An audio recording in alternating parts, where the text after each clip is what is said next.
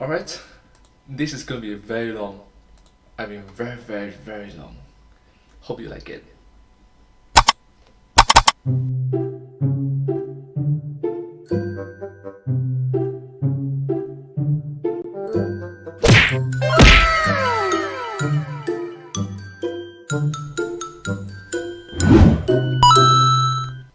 Hello everyone, welcome to this video. In this video I'll be reacting to one of the early uploads from the YouTube channel The Game Theorist.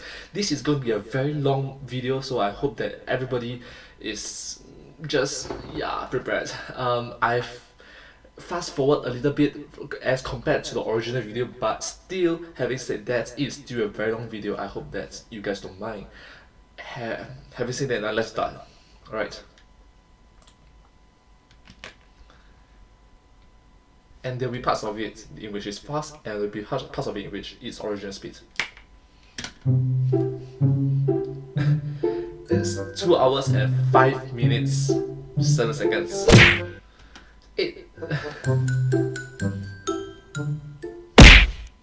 Let's continue to 1 second. Nope, you're not dreaming. It is possible to put together the pieces of FNAF. It's just a nightmare trying to do it. Oh.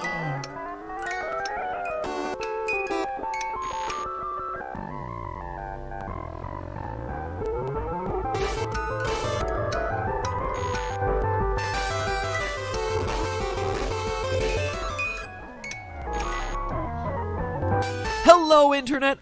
Welcome to Game Theory. Hello. Wow. Where it's another day, another FNAF timeline. Don't worry though, I promise this will be my final stab at putting it all together.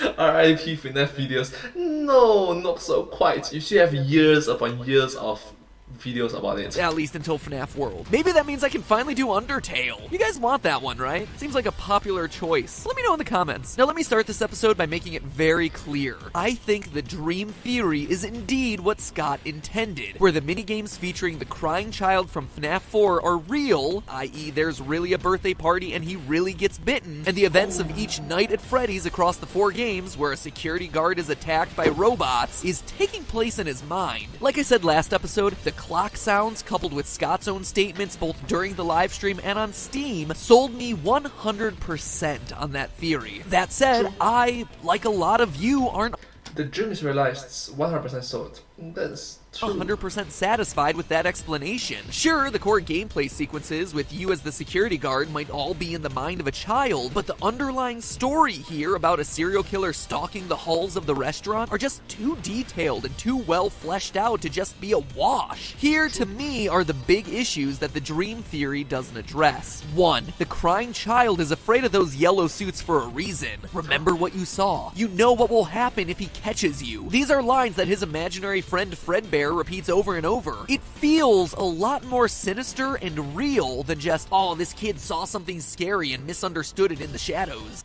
True. It seems a lot more, how to say, real. 2. The puppet doesn't have a good explanation under Dream Theory. Clearly, the puppet is one of the most important forces in this game, but he doesn't fit into the dream model cleanly. A lot of other theorists have said it's symbolic of the boy's actions in his own dreams, but later this episode I'll prove that that's not true. If anything, the boy would be the security guard in these dreams, helpless and scared, not the puppet. I'm not buying it. 3. Scott confirmed the bulk of my FNAF 2 theory. This would be a strange move for him to go out of his way to say that a chain of events was correct if it was truly meaningless. And finally, number 4. The Atari minigames. Under Dream Theory, what? They're just dreams within dreams? What? Oh, Inception. Dreams within dreams within dreams.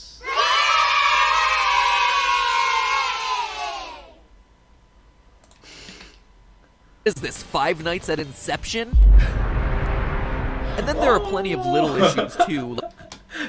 You're trying to get us. Like a young child's dreams, being so detailed as to include concepts that even most adults don't know, like sister locations and accurate minimum wage rates. So I combed over everything from the past year of theorizing to come up with the most well-supported, interesting, but also logical timeline of events telling the story of the rise and fall of Freddy Fazbear's. Admittedly, there are still gaps and logical leaps, which I'll be sure to call out, but right or wrong, this is the flow of events I believe creates the most satisfying narrative to the series. So this one is dedicated to all you guys on Reddit, YouTube, Twitter, and in the comments who have been sending me theories for months. Think of this as my end of the year present for you.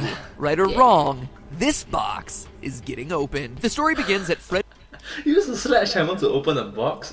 Fredbear Family Diner, the first location as revealed to us by Phone Guy in FNAF 2, and confirmed indirectly by Scott when he approved my FNAF 2 theory. I don't honestly think that there's much to debate here anymore. A child is murdered outside the establishment by a mysterious figure, the Purple Guy, who escapes unnoticed. The victim's restless soul goes on to inhabit a puppet, which would then haunt the halls of the pizzeria. Boom! Done. No need to dwell on that. In the wake of the tragedy, the owners sell the name of Fredbear and the character's likeness to a larger company that will soon be known as Fazbear Entertainment. From there, the timeline picks up in 1983, as seen on the Crying Child's television set. Since buying the franchise, Fazbear Entertainment has distanced themselves from the last restaurant by redesigning Fredbear into a golden singer with a yellow rabbit partner. They've also rolled out a popular TV series, Fredbear and Friends, as well as a line of merchandise that includes both plastic toys and plushies of all the characters. So there will be plastic toys and plushies.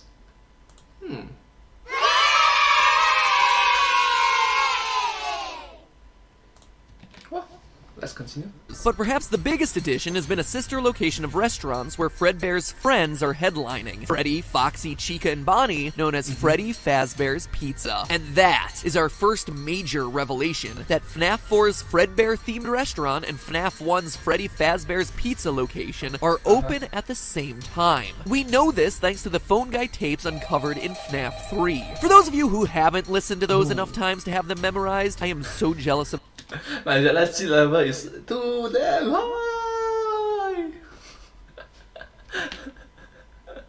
Oh my god, it's like you have listened to the footage over and over and over again. Wow. your life. But secondly, let me refresh your memories. The tapes welcome you to Freddy Fazbear's Pizza, and then mention a tragic incident at a sister location which results in the yellow Springlock suits being decommissioned. So let me translate that for you. For all of us unfamiliar with corporate buzzwords, a sister... From now on, we will refer to all our problems as opportunities. Opportunities other than misfortune or problems. Location is defined as another company owned by the same parent company. For example, KFC, Pizza Hut, and Taco Bell are all sister companies, with the parent company that holds them all together being Yum Brands. Yum is right. Ugh, I could totally go for some Pizza Hut right now. Pizza Hut Lunch Buffet, you are the best! Hashtag not sponsored. In this case, FNAF 4's Fredbear's is the sister location to Freddy Fazbear's Pizza, with the parent company being Fazbear Entertainment. Corporate structure for the win. What all of this means is that the unfortunate incident that Phone Guy mentions in the FNAF 3 tapes is the crying child getting chomped, which in turn is the inciting event that causes the two recently delivered yellow suits to the FNAF 1 location, the Golden Freddy and Golden Bonnie suit Phone Guy talks about, to be stored away in the location's safe room. An appropriate location. I don't know if it's appropriate enough. At this point in the timeline, still open and hidden in the back of the restaurant. Enter Purple Guy. Shortly after the yellow suits get decommissioned, more FNAF 3 tapes reveal Phone Guy warning employees to not bring customers back to the safe room and to stop moving the yellow Bonnie suit. In the following days, the safe room gets sealed with the request to, quote, not tell family, friends, or insurance representatives. Now, No. phone guy may be unaware of what's happening here, but we're not. This is June 26th, 1983, the date of the missing children incident we learn about through the newspaper clippings pasted on the walls of FNAF 1, where, in the middle of the day, an employee dresses in a costume, lures 5 children to the back, kills them, and then stuffs their bodies into the suits. Although he's caught and taken into custody, the fact that all of this takes place in the restaurant's safe room, which remember are invisible to animatronics and security cameras, means that the actual murders aren't on camera. As such, the bodies of the children remain missing, hidden in the suits, and the killer can't be charged due to a lack of evidence. Oh my god! Due to a lack of evidence. What?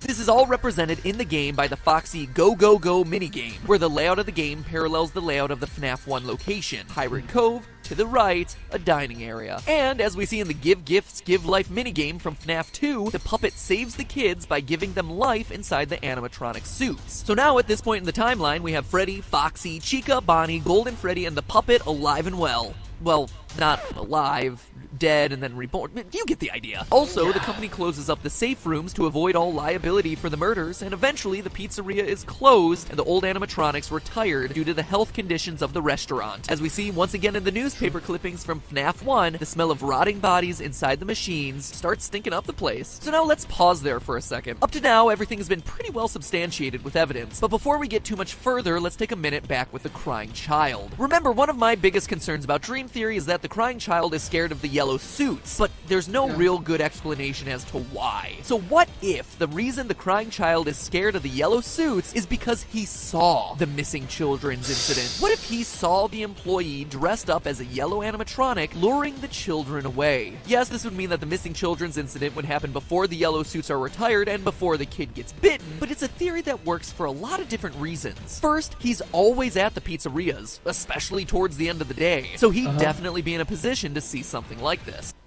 It's true, he should be able to witness it, right?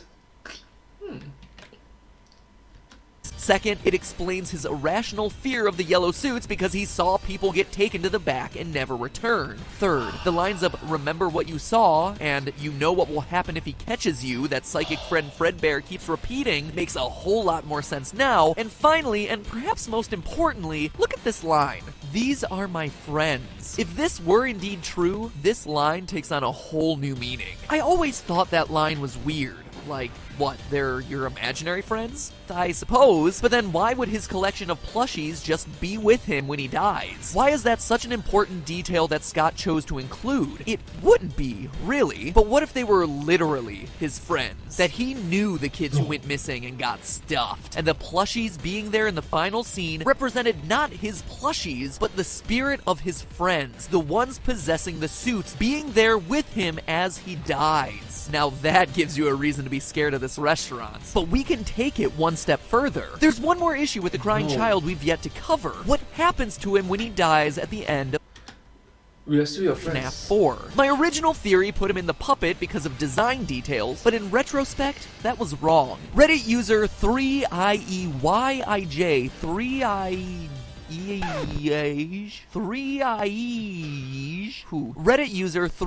did an analysis of the color of the text during the ending sequence. All of the final lines aren't in the yellow used for psychic friend Fredbear, but rather a mysterious new off-white color for the final lines of "You're broken, I will put you back together." It's a subtle detail, but it's very clear that this is an intentional difference that Scott included in the game. Oh my god. There's another law. Oh gosh. That means different color text means different meaning in the games. Oh gosh. The attention to details.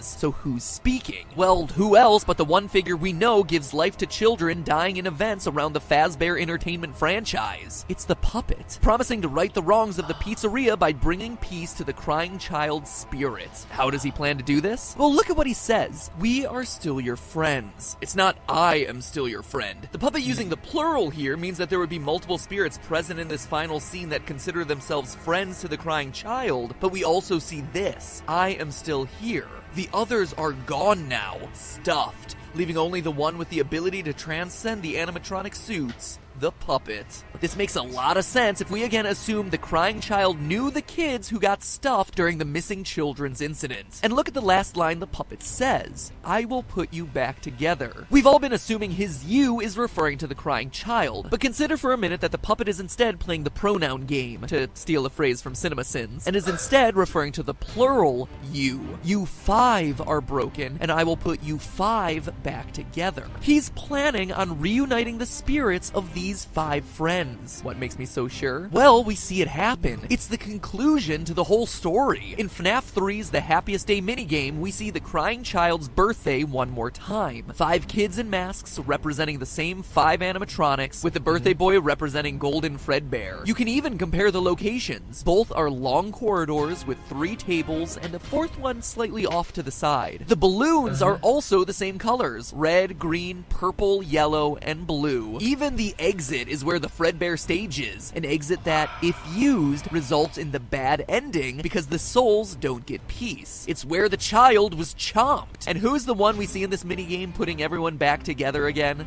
The puppet, just like he promised the boy he would do on his deathbed. And here's the best part. How do you get to this minigame? Well, by playing through a bunch of others, including the Stage 01 game, which you access by typing the numbers 395248 into the wall. 395. Wait, sorry. 395248. What is the meaning of this number?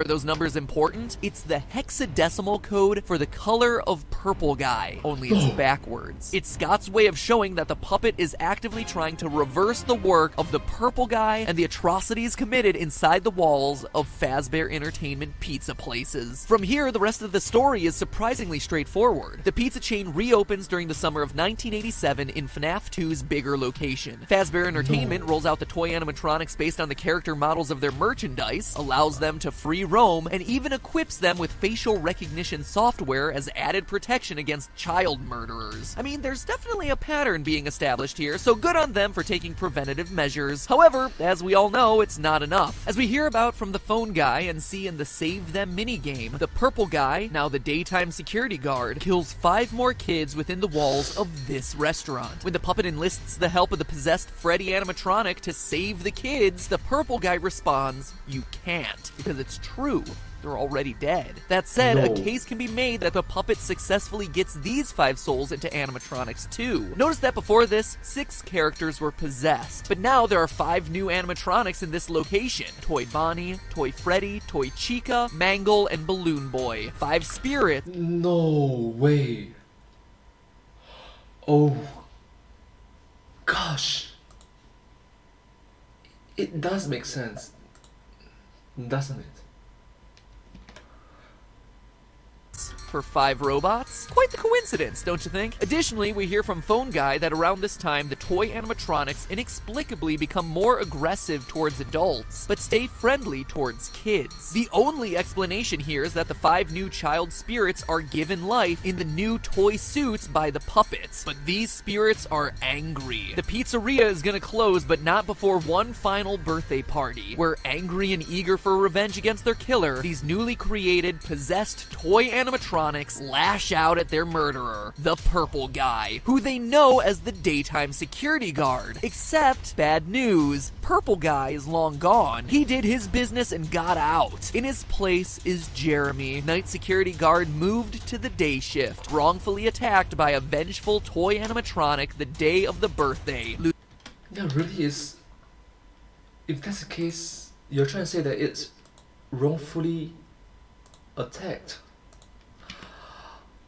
Losing his frontal lobe and coining the now iconic Bite of 87 moniker in the process. This causes the location to be shut down and the toys to be scrapped. Animatronics from here on out are no longer allowed to walk around, and with Jeremy out of commission, Phone Guy volunteers to take over the position of Night Guard. Which brings us to our conclusion. The story comes to a final head in 1993. We know it's that year because of the minimum wage rate at the time, as well as the 11/12 date on the check. It doesn't matter if you're working working night or day shift, all workers get paid on Fridays, and November 12th, 1993 landed on a Friday. It just fits. So Fazbear Entertainment tries to reopen the FNAF 1 location with the original animatronics and Phone Guy as security night guard. With the restaurant reopened one final time, we see this scene, where the puppet is waking up the spirits inside the animatronics one final time. It's time to get their revenge on Purple Guy at last. Phone Guy gets killed, and as we see in the final news article on the wall, no one comes to the restaurant because of its dark, tragic history, with the franchise closing at the end of the year. Sometime after, Purple Guy returns to the building, dismantles the suits, but in doing so, unwittingly unleashes the spirits of the dead children, who attack and kill him, and if they're reunited by the puppet in Happiest Day, finally receive their peace. Well, that is until Fazbear Fright opens and unearths Springtrap, but with all the other animatronics at peace, the puppet must get his hands dirty one final time, returning to burn down the building and finish Purple Guy off for good. Or not, like any good horror story ends.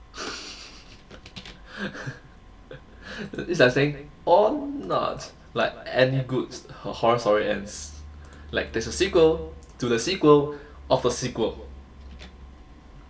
So what about the Phantom animatronics, Shadow Freddy, and all that? Stay tuned, we're going to talk about those during the live stream immediately after this episode. The video's getting really long at this point, so I want to kind of close it out here. But as we close out here, I have to ask you this. Was that answer satisfying? You see, that's the beauty of the Dream Theory and the frustration of anything else. There's so much lore, so many puzzle pieces to fit together that in order to account for everything, the story can't get much simpler than that. Dream Theory in this instance is so satisfying here because it explains all the messiness of the lore in broad, easy to understand strokes without you needing a PhD in FNAFology to understand what's going on.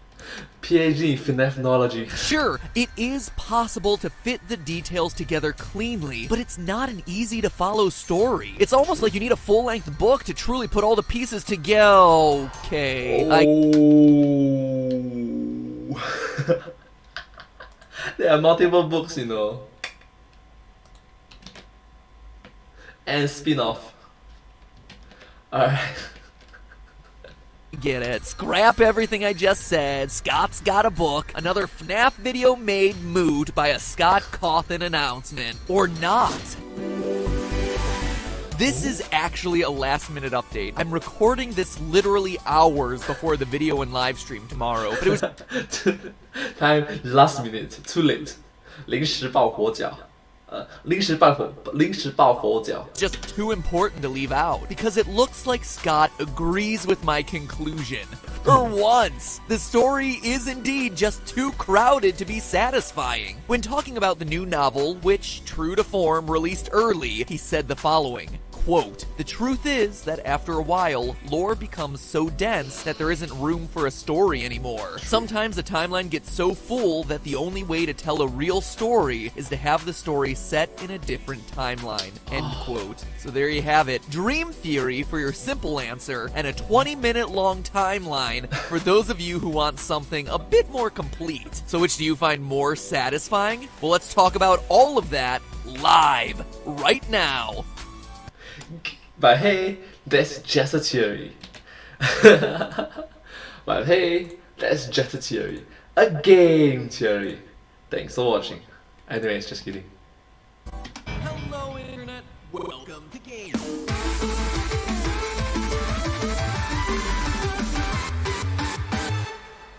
Yeah! Alright, I'm gonna do a pause here. Thank you so much for watching this video. If you do like this video, please consider to like, share. Please consider to like, share, and subscribe to my channel, and comment down below if you have anything to share with us. The video that I just reacted to came from the YouTube channel The Game Theorists. I hope that you like this video. I'm going to continue watching the video, but I'm going to pause it here so that the theory itself will be understood by the rest of the audience. And yeah, the video that I just reacted to came from the YouTube channel The Game Theorists. This video came out in the year 2015, 15, so I think it's around 6 years ago, around there. I hope that you like this video and as much as I do. Thank you, and show appreciation and support for them as well. Thank you so much.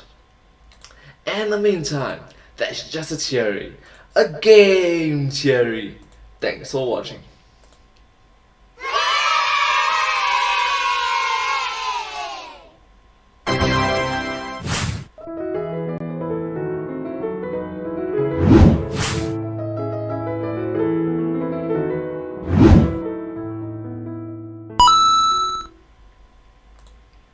you still here?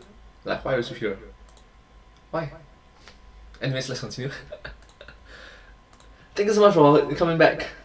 Thank you. Thank you.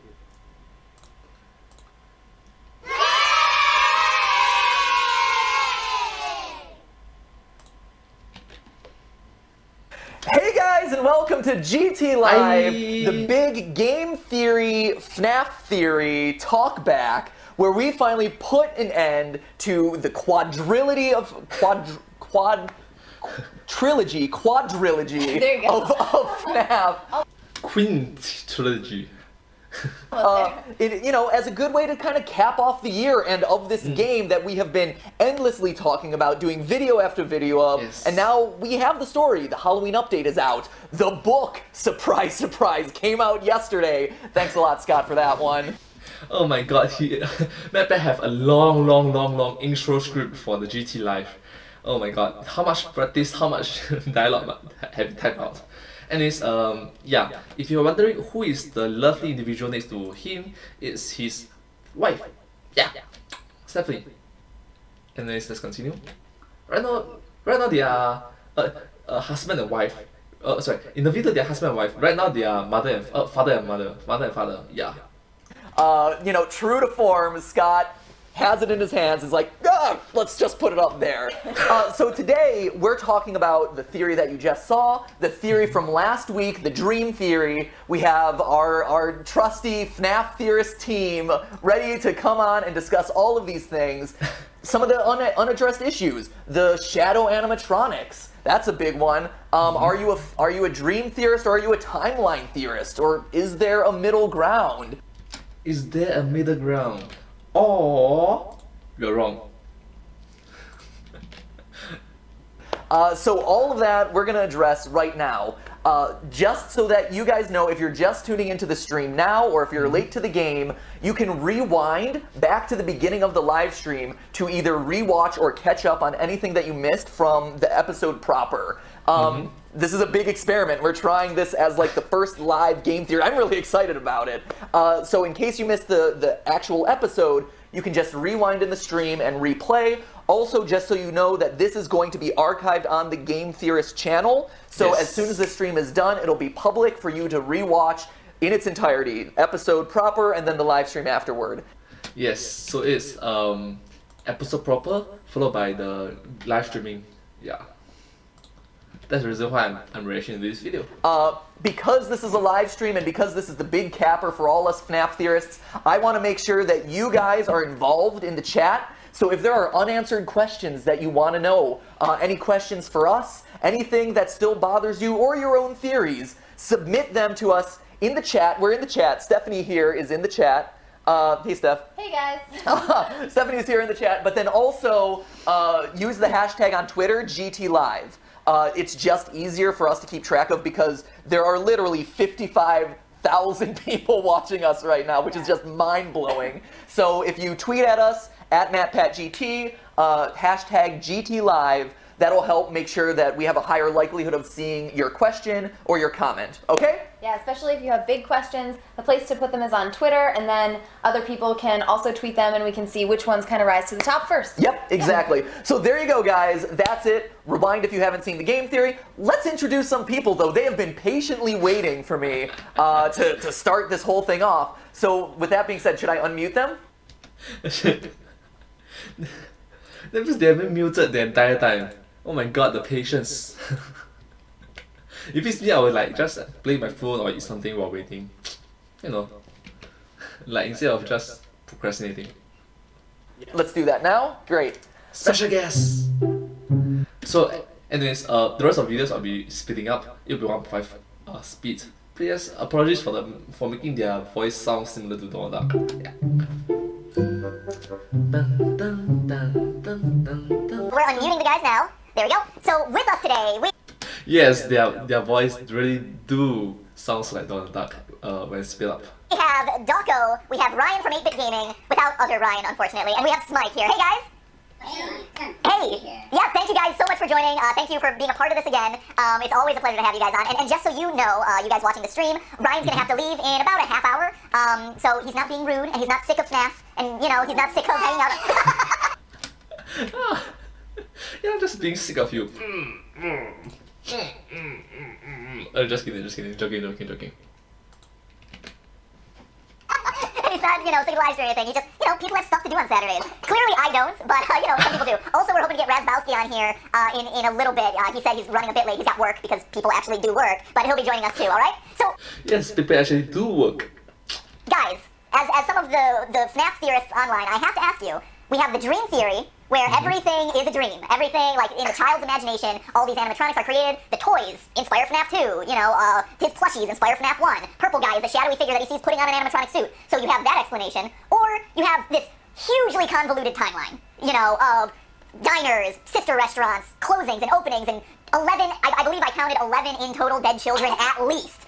So where do you guys fall? At this point, we have all the information. What do you guys say? Are you a dream theorist? Or are you a timeline theorist, or are you a mix? I'm really curious to get, what your thoughts are on this. Because I know where I fall, but I want to get your opinion first. Anyone? Is that after a long monologue, right? It's like, anyone? Hello? Anyone?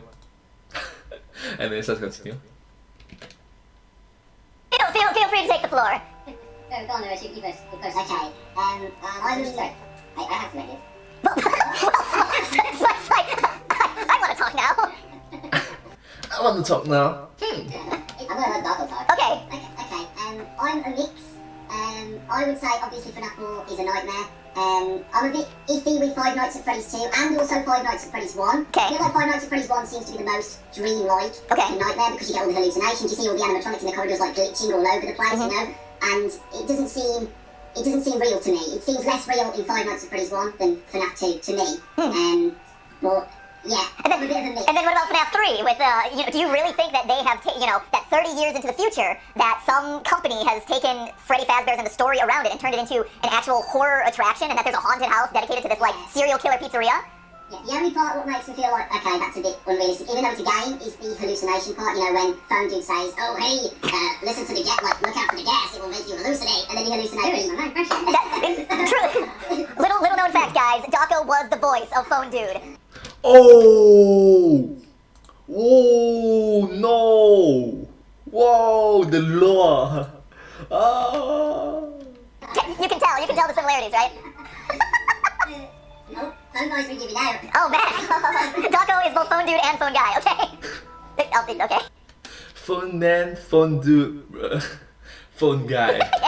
Yeah, Darko's too popular. Okay, so Darko, you're a mix. Yeah. Ryan, what would you say? Where do you fall on this? Because I know you guys also covered the Dream Theory. I know that you guys have covered, every bit of lore. You talked a little bit about the book as well. What are your thoughts? I think definitely it's going to be the Dream Theory, because you've got to think about FNAF 4, it's the last game in the quadrilogy, and it feels so real compared to the other ones, if you know what I mean. Nothing in these minigame sequences seems to be strange or unrealistic.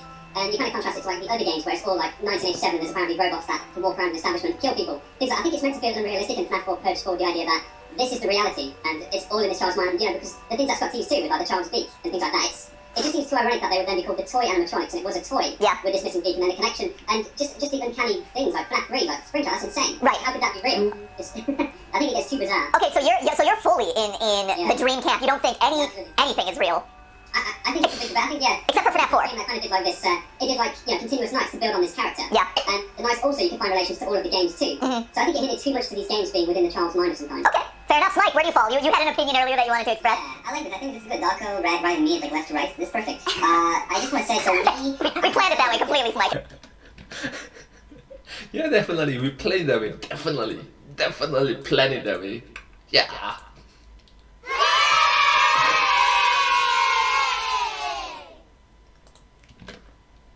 It's great.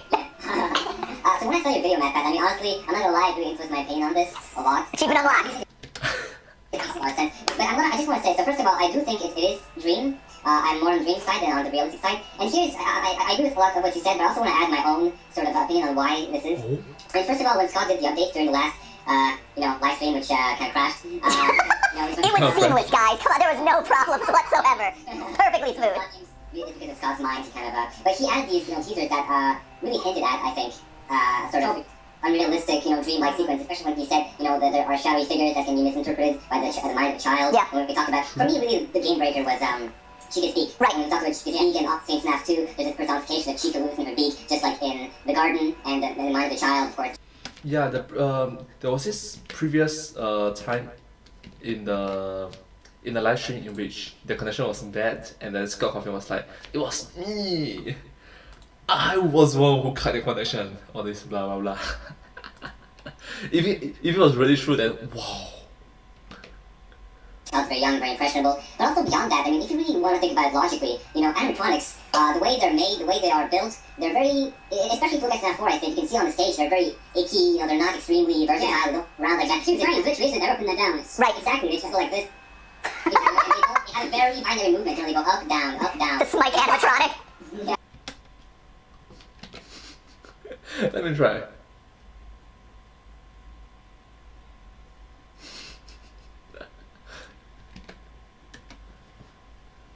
Yeah, the only time at all when we actually see these guys moving around these stands, there's a character, human in there, always. Right. Yeah, exactly. And it's really in a child's mind that they become so animated and they go like in your face like that, you know? Right. And they really open their mouth. And that's just so far beyond the line of what animatronics, especially back in those days in the 80s, you know? 1983, 1987, in the 1990s. Those Chuck E. Cheese era animatronics, not cutting it, huh? Yeah, they're on ropes and everything, you know, they're not very good. And it's not like military grade animatronics, you know, like today, like those creepy YouTube videos you see, especially in the restaurants, you know, it just doesn't make that much sense. And also the second thing, which is, Oh, Skip is here. Skip, the cat. Mad cat. Pet cat. Yeah. Mad pet cat. I just don't believe in ghosts, I guess. So when you think about it, like logically, you know, there's just so many supernatural things, you know. And unless you could say maybe like in the FNAF World demo, there was the purple guys. You could say there was some kind of poltergeist in the game, maybe. But that seems very imaginary to me, in my opinion. Fair enough. So for me, I think this last theory does kind of my viewpoint justice, which is, I think it's a mix. I think that you are seeing bits and pieces of a story through the mind of a child in his dreams because he can't comprehend everything that he's seeing. You know, stuff about serial killers and death and murder and stuff like that, like, that doesn't register to a child. You know, they process death in a very different way. But at the same time, like I say in the video too, like, very clearly there are so many details and little points and sister locations and paychecks and things that you read and color details in the text. And Scott even confirming, you know, my theories and talking about how no one has really unearthed the story of FNAF 4, stuff like that, that it feels like there's more there. And so, to me, Dream Theory is really satisfying because it's an easy explanation. You don't have to know, like for me, at this point I've listened to these phone calls so many times that I literally... If you look at Stephanie's face, right, his Mad Bat's wife, it's like, oh my god, he have literally just been listening to these phone calls. We have them memorized. Like, yeah, I recite them in my sleep, guys. Like, Recite them in their sleep.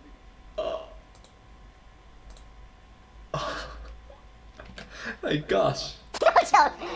but you know, at this point, like, in order to really appreciate and get everything out of like a gross timeline theory, that's as simple as you can get. You need 4 or 5 different locations across 40 years of time with 11 dead children and, you know, X number of animatronics and Foxy's toes evolving from 2 toes to 3 toes to 4 toes. Yes, that is true. In FNAF 1 he had 2, FNAF 3. Yeah, so like, there's so many different pieces and parts to it that, you know, that to me, that it merits that there's something more there. But yes, it is kind of being filtered through the mind of a child, and you are getting these bits and pieces of the underlying theory. That's the one that's most satisfying to me. You want to check where the chat is? Yeah, actually, Steph, if you can hop onto Twitter and actually create a poll around, so on MatPatGT, let's create one of their new polls. Woo, Twitter, new functionality. We're going to create a poll to see where you guys stand. You know, are you...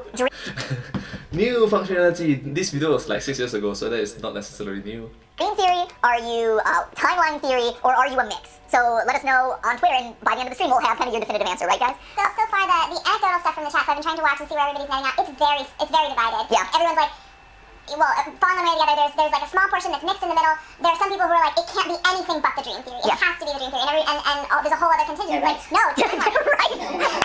Well, okay then. So Ryan, let's toss it back to you. As a pure, because this, and I said at the beginning of my episode, as a pure dream theorist, what is the puppet? That to me is the #1 complaint I have against saying that this is purely dreams.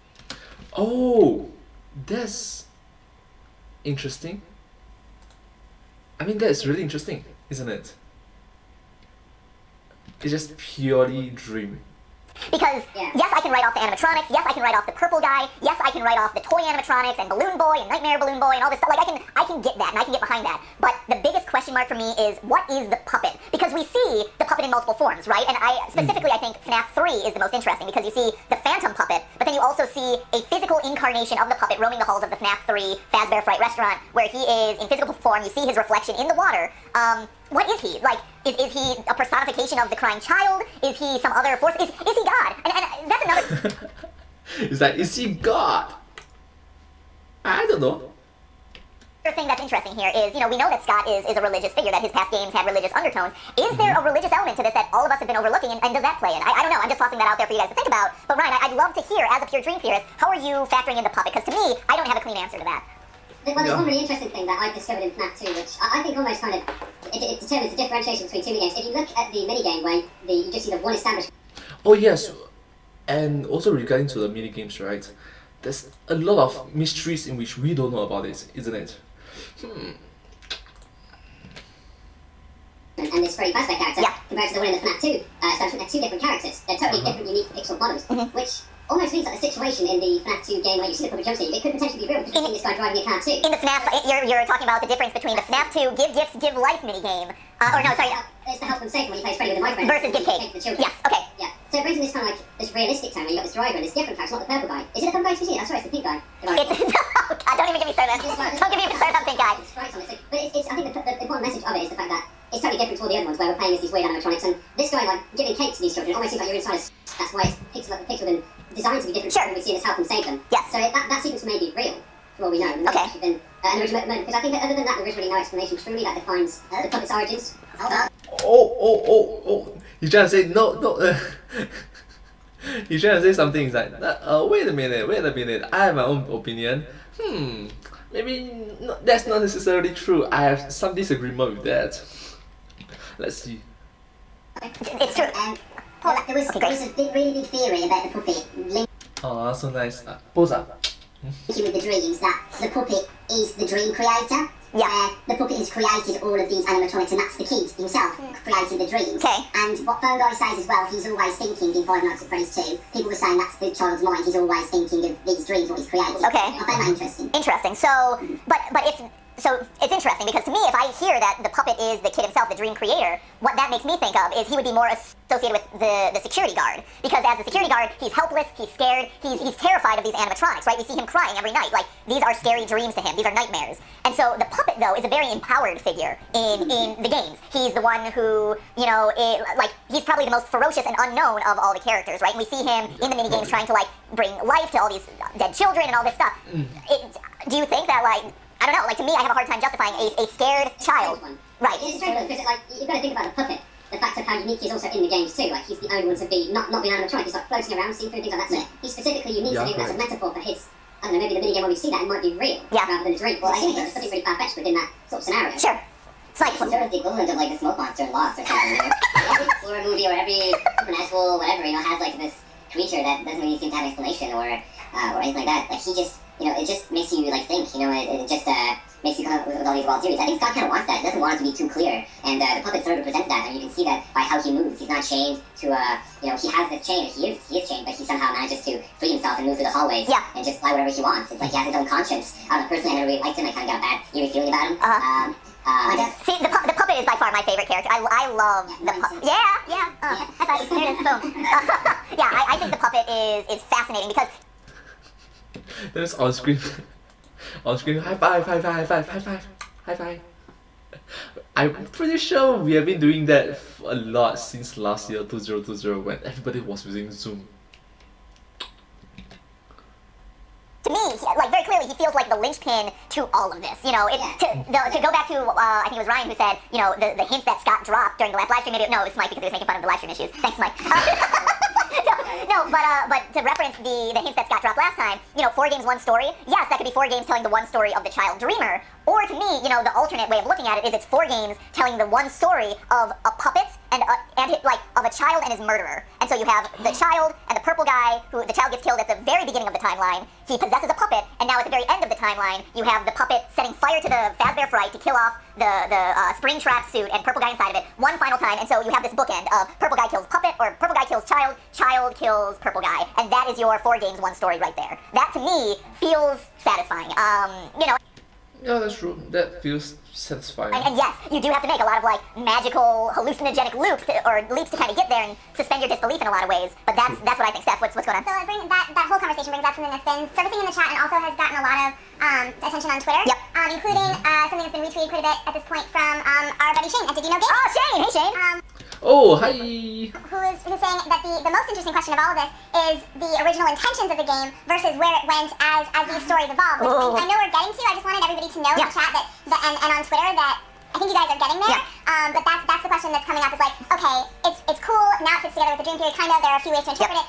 Where were the intentions behind Okay, let's ask the question then. Okay, so Shane from Did You Know Gaming and a lot of people in the chat are asking, was this planned from the very beginning? Oh, was this planned from the very beginning?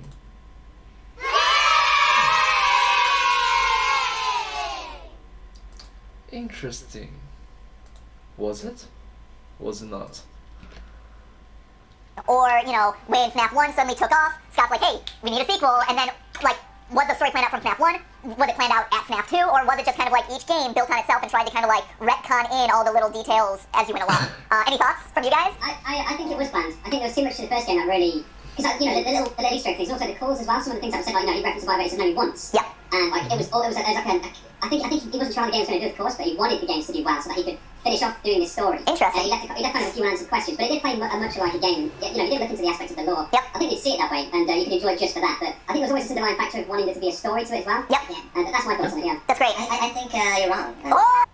Oh, I think that you are wrong. Oh, I'm just joking. Let's hear your opinion. I wish I had my air horn. Bah, bah, bah, bah. Really? Oh, it's Mike. Okay, what do you have to say? Yeah, because look, first of all, it's okay not to know exactly. It's kind of like, when you go into an interview and you start a sentence, and you don't know exactly where the next sentence is going to lead, but you kind of sort of, and then it turns out okay, Mike has some weird interviews. I feel like that's kind of how it is here, He starts off the story and he doesn't know exactly where it's going to lead, especially because he's an independent game developer. That's something that's very common. Yeah. Start something, it's something that I think this game also has some similarities to, say, The Binding of Isaac, the Crying Child and everything. And, that developer, Edmund McMillan, he had something similar where he starts a game, and the game is very coherent and has a lot of really interesting stuff, but he didn't know everything in the beginning, he just kind of gradually... Is FNAF 4's Crying Child actually Isaac from Binding of Isaac? If you look... Oh, no. He's trying to do crossover for FNAF.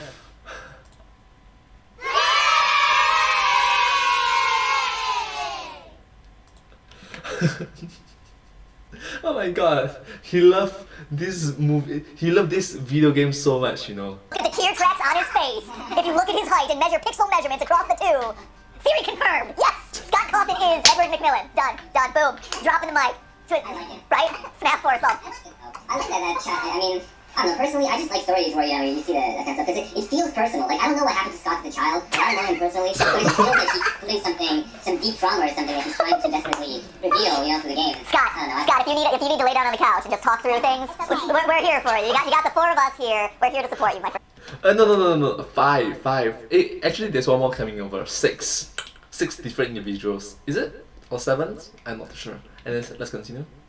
Okay, so Smite thinks it was just made up. Dawko, how about you, sir?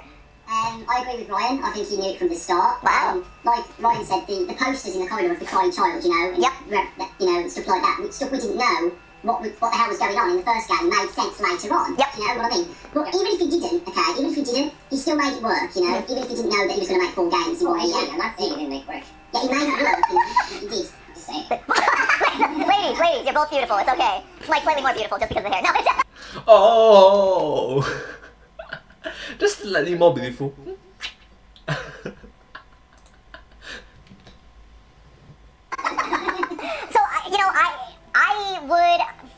I think I side with Mike on this one. I think that in FNAF 1, he did have an idea of a deeper story. Like, very clearly there was a deeper story that he had specifically for FNAF 1.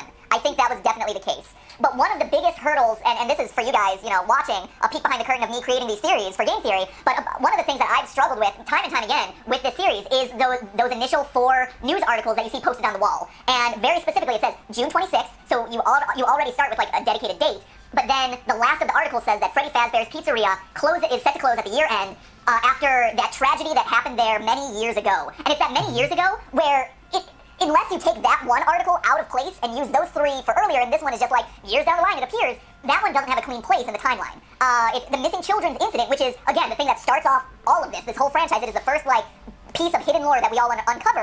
That's the thing that is actually the hardest thing to fit into the timeline. And so that's why I think with Smike, I think that once he hit FNAF 2 and started including the death minigames and some of that back lore, that's when he's like, hey, I need to start providing some level of answer or some level of deeper conversation here that'll keep people talking. And then what I think happened, though, was he didn't expect people to go as deep into the lore as they ended up doing, right? I think he expected people to analyze the death minigames, he expected people to try and fit it in with the missing children's incident, all of that stuff. But when people start going in to, literally every word that Phone Guy says and mapping out... So literally every word that Phone Guy says, this is a bit odd, dates and 2 toes, 3 toes, 4 toes, colors of animatronics, designs of animatronics. I think that there are certain things there that he didn't account for, which then goes to, parts 3 and part 4, and then finally, what he said with the release of the novel, which I end the theory on, which is all about, hey, sometimes the story becomes so dense and so loaded down with lore that you can't actually move past that and create an interesting story. And I think that was his way of, saying, hey, this is done. I can't do any more with this because there's just so many pieces that have to fit together at this point that it's just too overburdened. I need to kind of wipe some of these things under the rug to create more interesting stories in this world. Real quick, Ryan, you probably have to get going, right, sir? I have to say one more question. Okay, great. There's a bit more questions. Razbowski is also around. Oh, great. You want to bring him in? Awesome.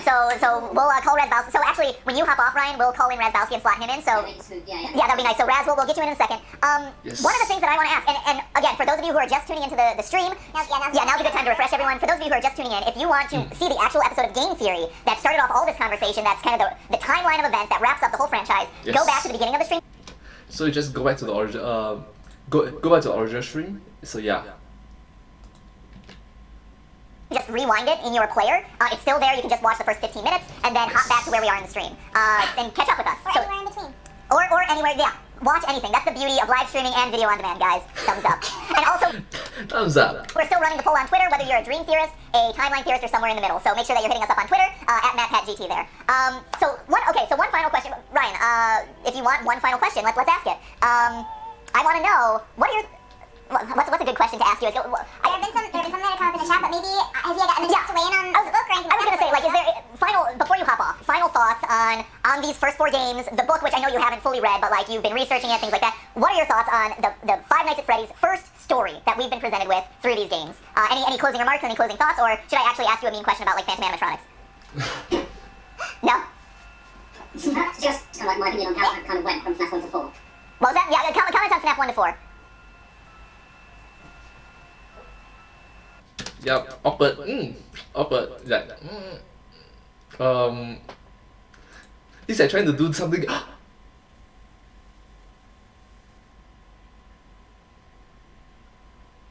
Oh my god, it's so hard trying to hold my breath. Great. Cool. Great. So, speechless. He has been rendered speechless. I think she said with the, am I breaking up? You're a little bit breaking up. It is catching up to you though now. Here we go. There you're back now. Yeah.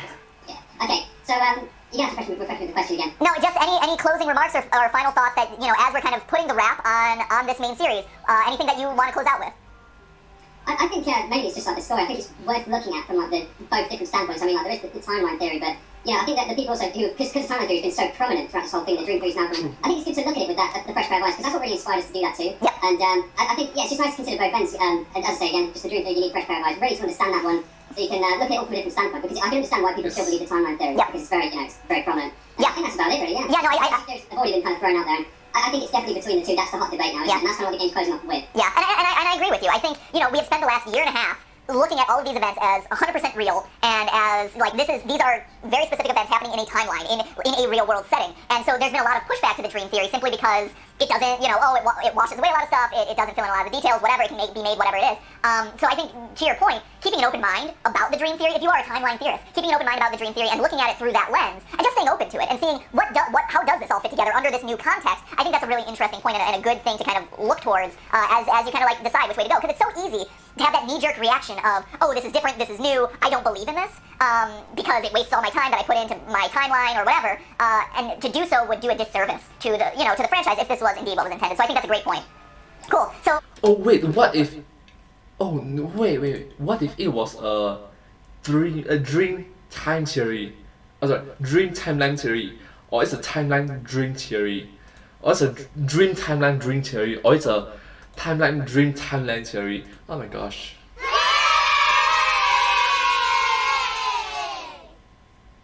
My head is burning. Ryan, thank you so much for joining. You can hop off now, sir. And See, I knew it. He's gonna take a drink of water. Jason, we'll figure out how to Here, take a sip of water. call in Razdowski.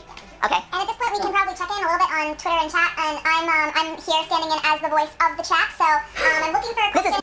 Yeah! Voice of the chat. This is Stephanie, by the way. Hey, if there are a bunch of questions I see over and over again, I'm trying to pull those out. And I also have the early results of the poll, which is like about 6,500 people have voted so far. And it's 53% dream and 47% timeline. Wow.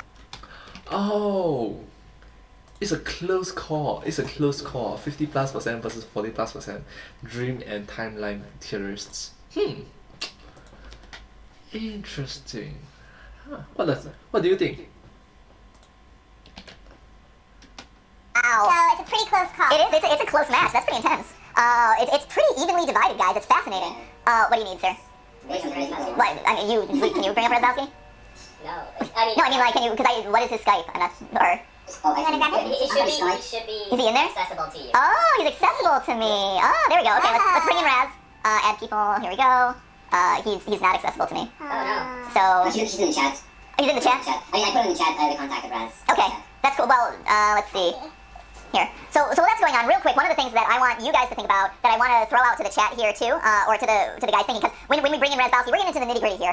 Two of the questions that have bothered me, and that I think a lot of people complain about for the series, is the Phantom animatronics. What are those things? Why are those specific like four things? The Phantom Puppet, the Phantom Freddy, Phantom Mangle, Phantom Foxy, but it's version 2 of Foxy from FNAF 2 and not a toy animatronic. And also one of the other weird kind of wrinkles in the lore. So there's Phantom version, there's the plushie version, and there's the toy version. Wow! And the original and the original suits, I think. That's a lot of things to remember. Or is the Halloween update. So Scott, for Halloween, updated things with Nightmare Mangle, Nightmare Balloon Boy, and Nightmare Puppet, Nightmare Marionettes, It's cute. Good name, guys. And what he said, this is actually confirmed by Scott, Nightmare Balloon Boy is canon, but Nightmare Mangle and Nightmare Marionettes are not. What was the rationale for that? Well, that is the question. That is the question. So, go ahead. I just wanted to say, because you were talking about the whole thing of can he do the story and not have it all planned out in advance? Can I mention Breaking Bad season 5, or is that like? You can. I am a fan of Breaking Bad season 5, so I'm curious where you're going with this. I mean, it's been a while, so I guess I can spoil it, right? Or I think you'll be right. Hashtag spoiler alert if you have not seen season 5 of Breaking Bad. So yeah, hashtag spoiler alert. If you have not watched ending for for Breaking Bad. Oh wow, Breaking Bad have already ended. Wow, it used to be so popular, but then it ended so it ended before 2020. So yeah. In a general way, there was one element of Breaking Bad season 5 which was introduced in a flashback in the beginning of season 5, which then at the end of season 5 was a major element in how the finale turned out. And they actually admitted, in I remember I saw behind the scenes or something, and they admitted that they had no idea how it was gonna be used in the finale and how it was gonna play into that, and they had to sort of figure that out. I'm curious, what was that element? So it was the gun, the magic gun. Okay. I love it that. Okay, sorry, just a moment. Let's go back for a while first. Questions that have bothered me, and that I think a lot of people complain about for the series. I'm so sorry. I lose focus of the camera angle. Is the Phantom animatronics. why? What are those things? Why are those specific like 4 things? The Phantom Puppet, the Phantom Freddy, Phantom Mangle, Phantom Foxy, but it's version 2 of Foxy from FNAF 2 and not a toy animatronic. So there's a Phantom version, there's a Halloween version, there's a plushie version, there's a toy version, there's the original suit version. There is so many different versions. I'm not too sure. Wow, people can keep up with that. And also, one of the other weird kind of wrinkles in the lore is the Halloween update. So Scott, for Halloween, updated things with Nightmare Mangle, Nightmare Balloon Boy, and Nightmare Puppet, Nightmare Marionette, It's cute. It's cute. Good name, guys.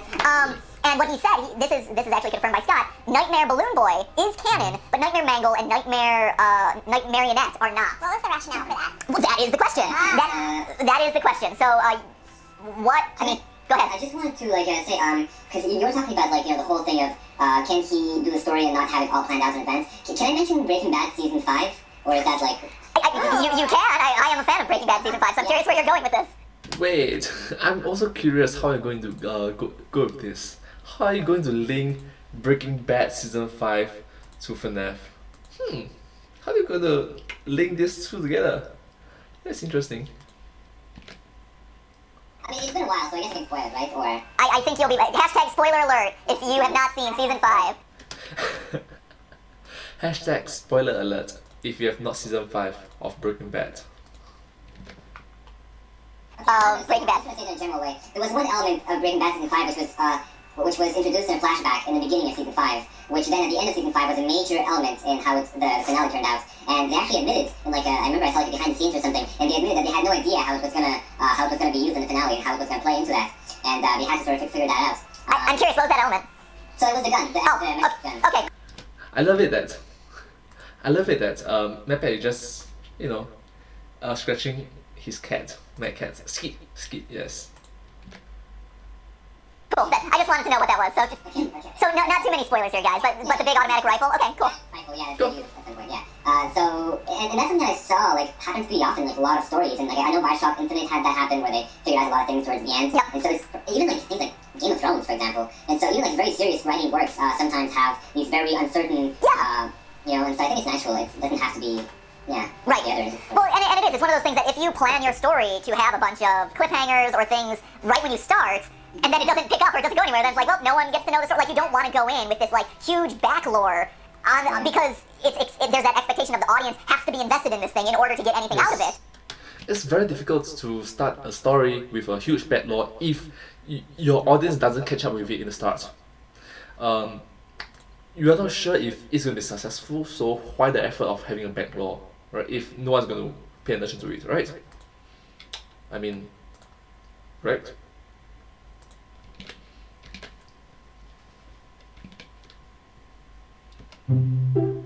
Oh my gosh, I skipped way too fast. One of those things that if you plan your story to have a bunch of cliffhangers or things right when you start, and then it doesn't pick up or it doesn't go anywhere, then it's well, no one gets to know the story. You don't want to go in with this huge back lore because there's that expectation of the audience has to be invested in this thing in order to get anything out of it. And so that's not necessarily a bad thing building along the way. It's just kind of a necessary thing where you hint seeds of a backstory and then you flesh it out if it does indeed pick up, in which case FNAF it did. So I think that's interesting. And to the point of the nightmares, and Doc, I want to hear your opinions on this. For me, one of the things that bothers.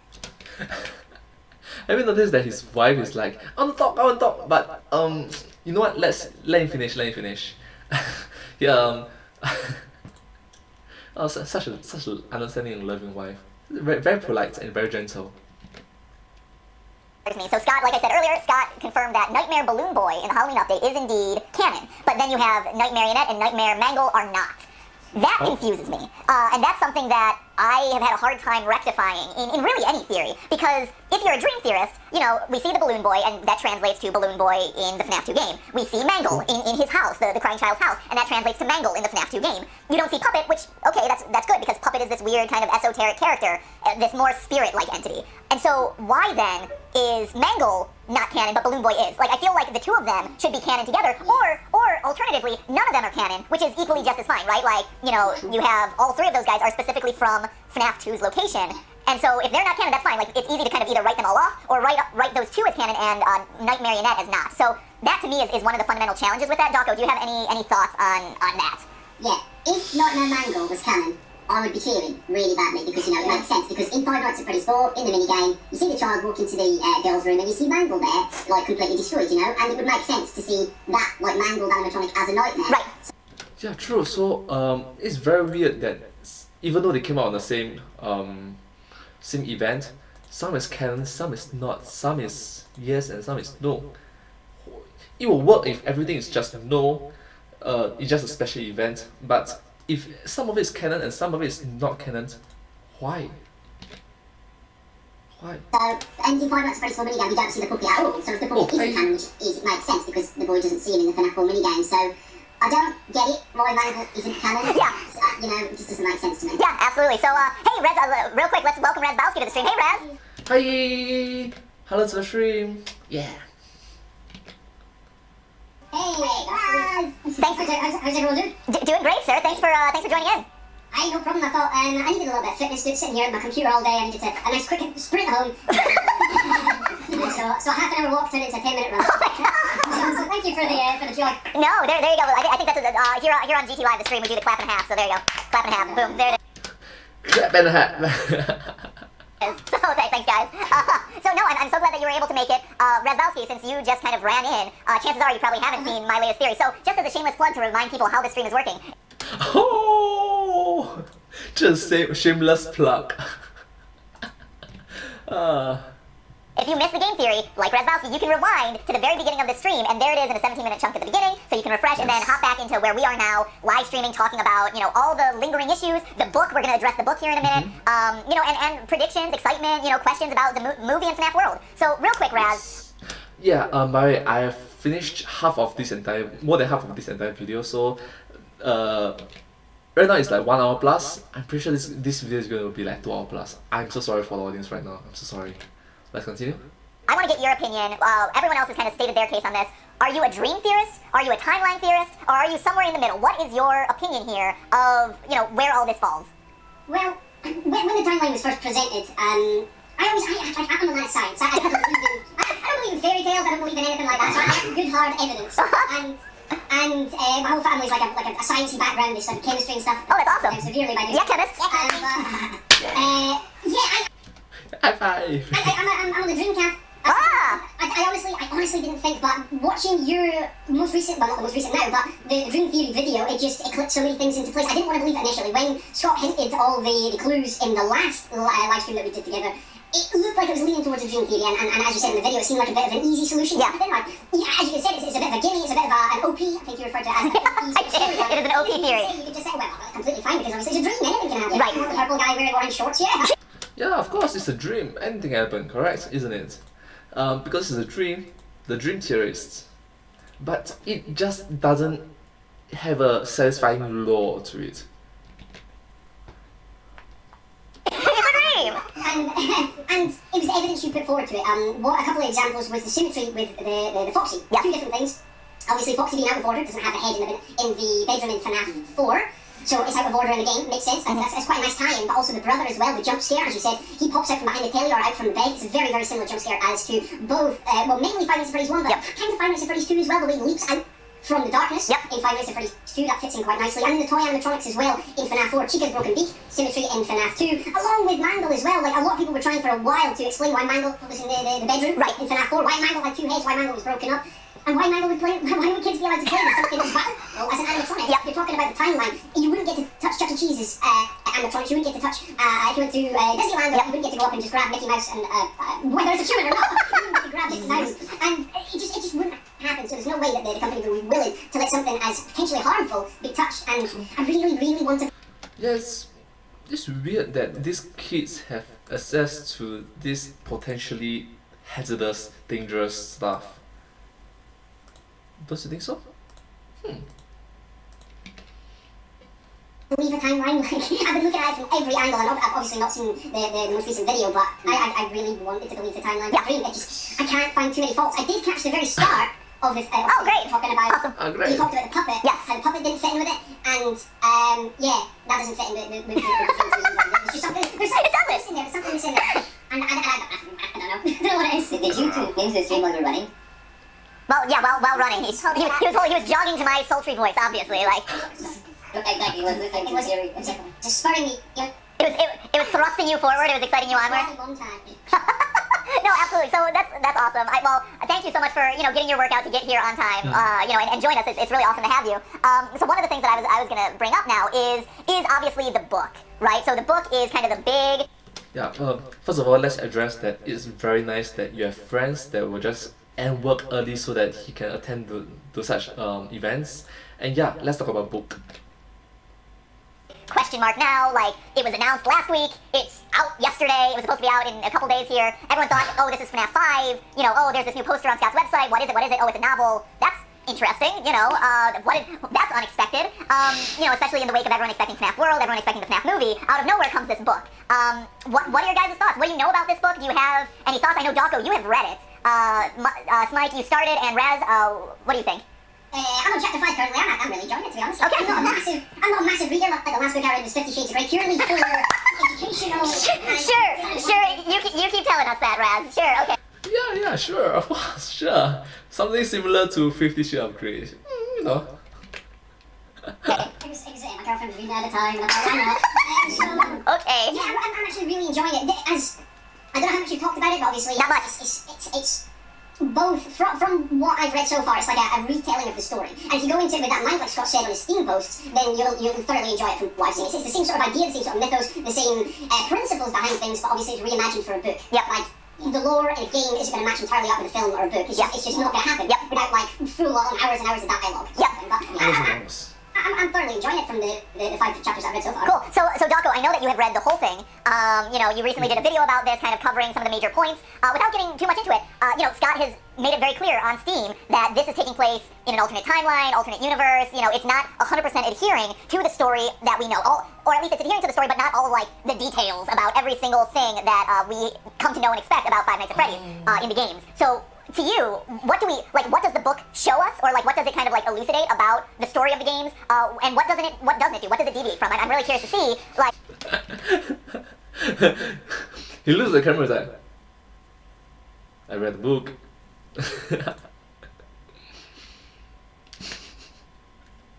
What is this actually something that will help theorists moving forward, piecing more of this puzzle together, or is this something that's just kind of like a side story, more like fan fiction, or just like more immersed in this world, but not something that's going to help those people who are really looking for the answers of FNAF proper?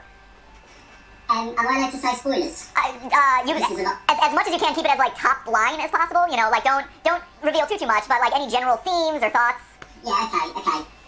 So apart from the ending, a lot of the book actually, to me, and I don't know, you got to chapter 5, Raz. When you read the book, some of the stuff matches with what we've been talking about. Oh, okay, so that's how it works. Yeah. One of the parts which isn't spoilery at all, I'm just going to say something what's not spoilery, is that in the parts and services room in the book, there's these costumes. Which are temporary costumes, and they are different coloured costumes which we've never seen before, which we wouldn't see in the game. Yeah. And that solves what Scott was talking about in the game, about the temporary costumes being used. Okay. So it's more towards costumes rather than suits.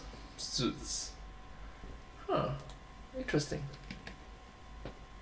So I feel like in the book he has added a lot of things for us to feel like, okay, that's been solved, Sure. But the ending of the book is weird with the game. It doesn't fit in entirely. I'm not going to say what happens because it's a big spoiler. Sure. But it doesn't match with the game. It kind of does, but not how we want it to be. Okay. It doesn't fit the game perfectly. I think that's what I try to say. And do we know what location this book takes place in? Which of the FNAF locations it does? Yeah. And the book. I think you can say that, and that's not spoilery. That's just more setting. The cover of the book is the FNAF 1 characters. So, sure. It's at the FNAF 1 location. Okay. Because he talks about pirate code, doesn't he, Raz? Pirate codes, none of the other places have pirate code with the purple curtains and stuff. It also talks a bit about Fredbear's Family Diner, which was really cool. Yep. The main character goes back to Fredbear's Family Diner. So we do go back all the way to the beginning of the timeline then with Fredbear Family Diner. Okay, that's cool. There are actually dates. He mentions dates about when it was built. It goes all the way back to the first Family Fredbears. That's very long back. Say that? Yeah, no, absolutely. I'm guessing it's somewhere in the mid to late 70s. No. I suck. They actually built the Fredbear's Family Diner in 1982. Oh, 80, okay. Yeah. I was more close, because and for you guys watching the stream, this episode of Game Theory, for a while my script took it back to the very origins of animatronics, because animatronics actually date back to Walt Disney. The first version of the script was talking about like Walt Disney and Oh, yeah. like, the opening of Disneyland and stuff. It was crazy. It was also going to be like Dateline Unsolved Mysteries. What? He actually dated back all the way until Walt Disney animatronics history. Oh my gosh. Presents style, and I'm like, what am I doing? What a stupid idea this was. And so I'm like, rewrite the whole thing. I kid you not, the episode that we aired today has been rewritten no less than 4 times. Because new information, me suddenly having a realization and adding in stuff, changing the style that it's being presented, all that. But one of the things that I wanted to bring up was, so Chuck E. Cheese, which was also founded by the founder of Atari, funny enough. The creator of Atari is actually the founder of Chuck E. Cheese, which is... Yeah, exactly, Nolan Bushnell. It was all kind of a means of getting kids to stay in arcades longer. That's why Chuck E. Cheese, right? And that started in 1977. And so I'm like, oh, around that time, that's when you have Freddy Fazbear's or Fredbear Family Diner. But anyway, so we get so Fredbear starts in 1982 according to the book. Yeah, I've got another timeline date as well. The murders are right. It happens in June, the June 26th, isn't it? Yep. I've got a year now from the book. It's 1985. Oh, interesting. Okay. Oh, interesting. You got a date. Like, it's not misleading that it's a date. The book, like I say, the group of people, the teenagers who saw the incident, go back to the location 10 years after, Yep. and that's 1995. Yep. They all meet together, so 10 years before that's obviously 1985. Which again lines up with kind of the established timeline here, where we have Fredbear Diner, we have 1983, where kind of that weird Fredbear incident with the chomp happens. But then we say, before around that time, that's when the FNAF 1 missing children's incident happens. She closes down the restaurant. 1987, we have the FNAF 2 restaurant. Yeah. So that does fit into the established timeline that we've been concocting. Oh, so it's maybe there's more than just a dream here, guys. You know, I was leaving some comments in the chat talking with fans, and I got banned for leaving too many comments. Oh! What? You got banned from the chat? That's not a pleasant experience. That is definitely a pleasant experience. What, you were leaving too many comments? What? I don't think it said like I got muted for a little while because I left too many comments. It said you should take a little break. So, What? Really? That's not from our end. Yeah, but that is not us. So maybe just Extra stuff, YouTube, okay. yeah, maybe it's just YouTube being like, hey, stop spamming. Smike, stop spamming, man. God. You're the one with all those Star Wars spoilers, aren't you? Like, that's such a classic. Terry Cheese with the arcade machines. And you can see a Scott took a lot of inspiration from that. But back to the book, it actually says, like, the father of the main character, he would make her these little animatronic toys when she was little. He has all these different designs that it shows in the beginning, which a lot of them didn't make it into the restaurant. Yep. But you can see the point of these designs was to keep her, I forgot her name, Charlie, was to keep Charlie company when she was sleeping. Because her mother, I mean, this is just like, it's revealed in the very beginning. But anyway, so she you know, she's lonely, let's say, I don't know. Sure. She's a little girl and her father is working a lot. So she made these animatronic robots to watch over her. And that was the original design, that was the original reason why they existed, actually. Interesting. And so one of the big reveals this week that happened was the name of the book. So that is like one of the primary purpose of the animatronics being born in the FNAF series, right? Well, one of the few Which is the Silver Eyes, which to me is very strange, and it made me want to go back. And one of the things that I'm gonna do it again. Silver eyes. like I kind of kept track of, but never really included in a theory, is when are there little pinpricks of light in their eyeballs, and when aren't there? You know, because that's kind of a recurring element of the different animatronics too. For you guys who are familiar with the book and have read some of it, what is the significance of the Silver Eyes? And it's spoilery, Raz. Is it? I don't know. It's just, you can sort of put it together by chapter 4. It hints in chapter 3, Sure. And it tells you pretty much in chapter 4 what it means. Okay. Well, if it's spoilery, then I don't want to spoil. Like, how about I ask you this then? Does it add a lot to the lore? Is it a big significant thing? If you look through pictures online, you'll see Silver Eyes. Okay. It's obvious. Okay. Once you look through, like, So it's very spoilery. in actual screenshots of the games, you'll see Silver Eyes in the thing that's intended to. Okay. Oh, so you don't have to read the book to actually know what it means, what the reference to. Wow. But I don't know if we're on the same plot here though, Raz, because I know the exact reason for the Silver Eyes, but you've only got chapter 4 and 5. Okay. Basically, you know, Raz, like, the girl's scared of that twitchy endoskeleton in the garage. There's an endoskeleton in his father's garage, what's always twitchy, and... Wow, it's getting very spoilery.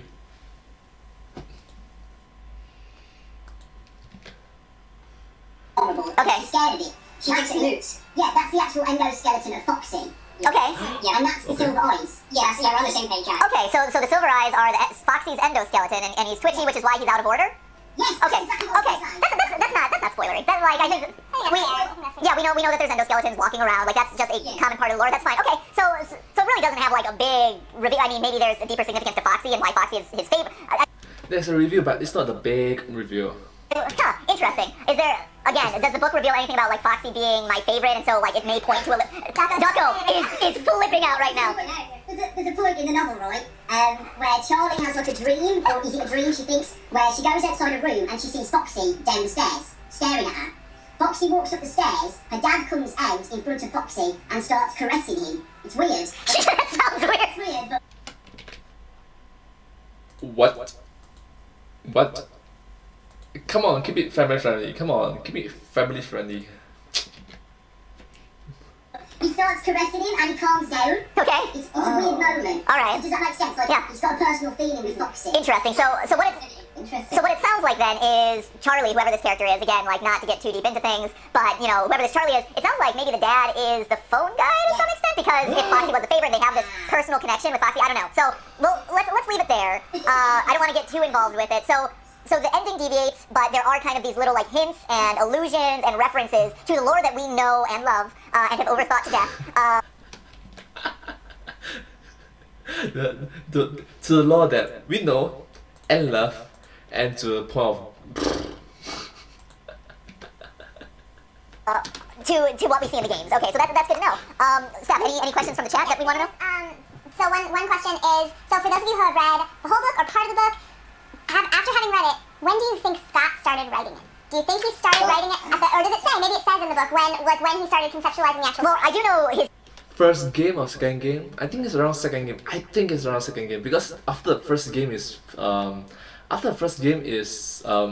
such a big start, and the second game seems to have so much potential. While the third and fourth game is developing, he started on the book already, just like chapter 1, something like that. That's what I think. Maybe I'm wrong. Maybe I'm wrong. What do you think?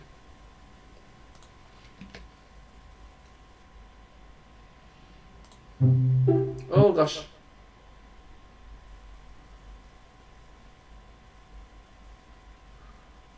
like maybe the dad is the phone guy to some extent, because if Foxy was a favorite, they have this personal connection with Foxy. I don't know. So let's leave it there. I don't want to get too involved with it. So the ending deviates, but there are kind of these little like hints and allusions and references to the lore that we know and love and have overthought to death to what we see in the games. Okay, so that's good to know. Steph, any questions from the chat that we want?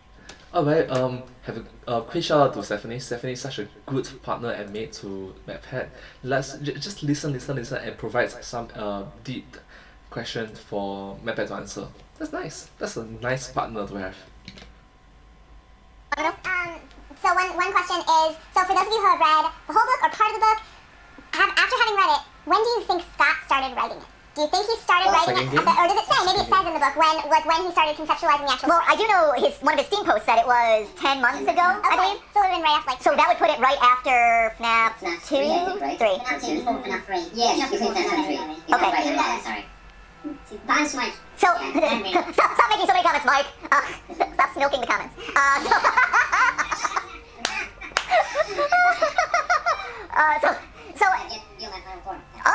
So what do you think? He's just saying, this isn't even my final form.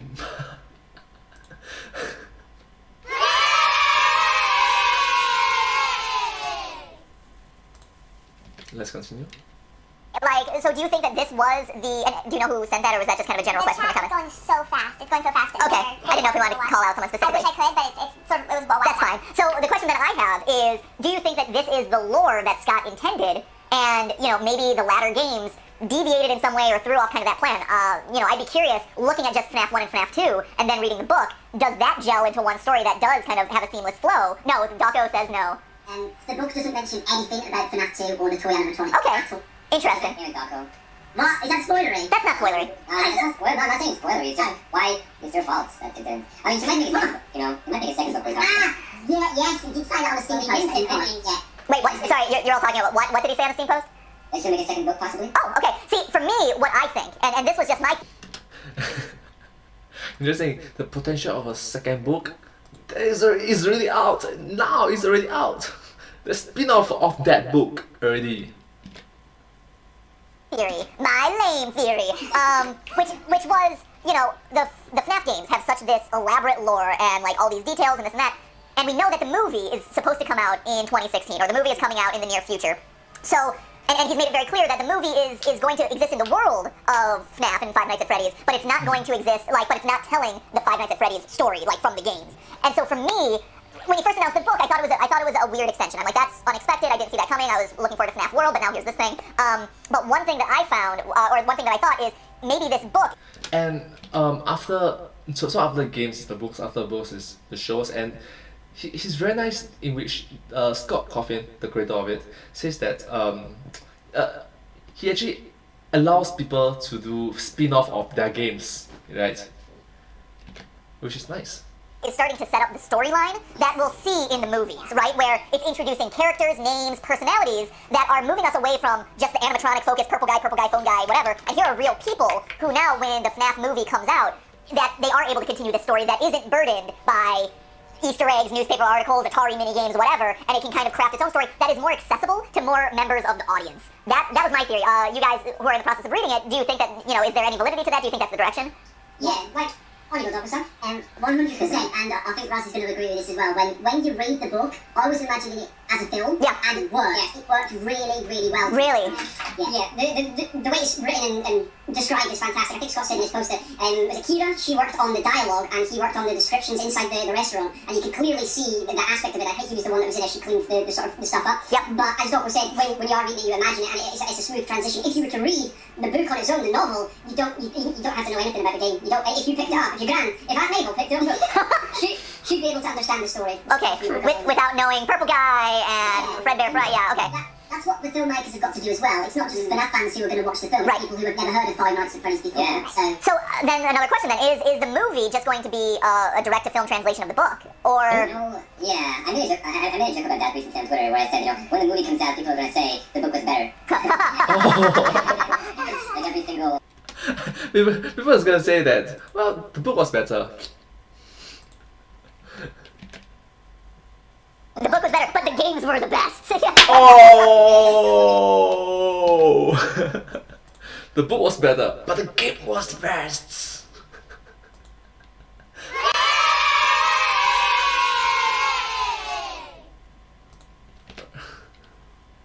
Freddy's the game for the movie. Oh man, Five Nights at Freddy's, the movie, the game, the movie. Yeah.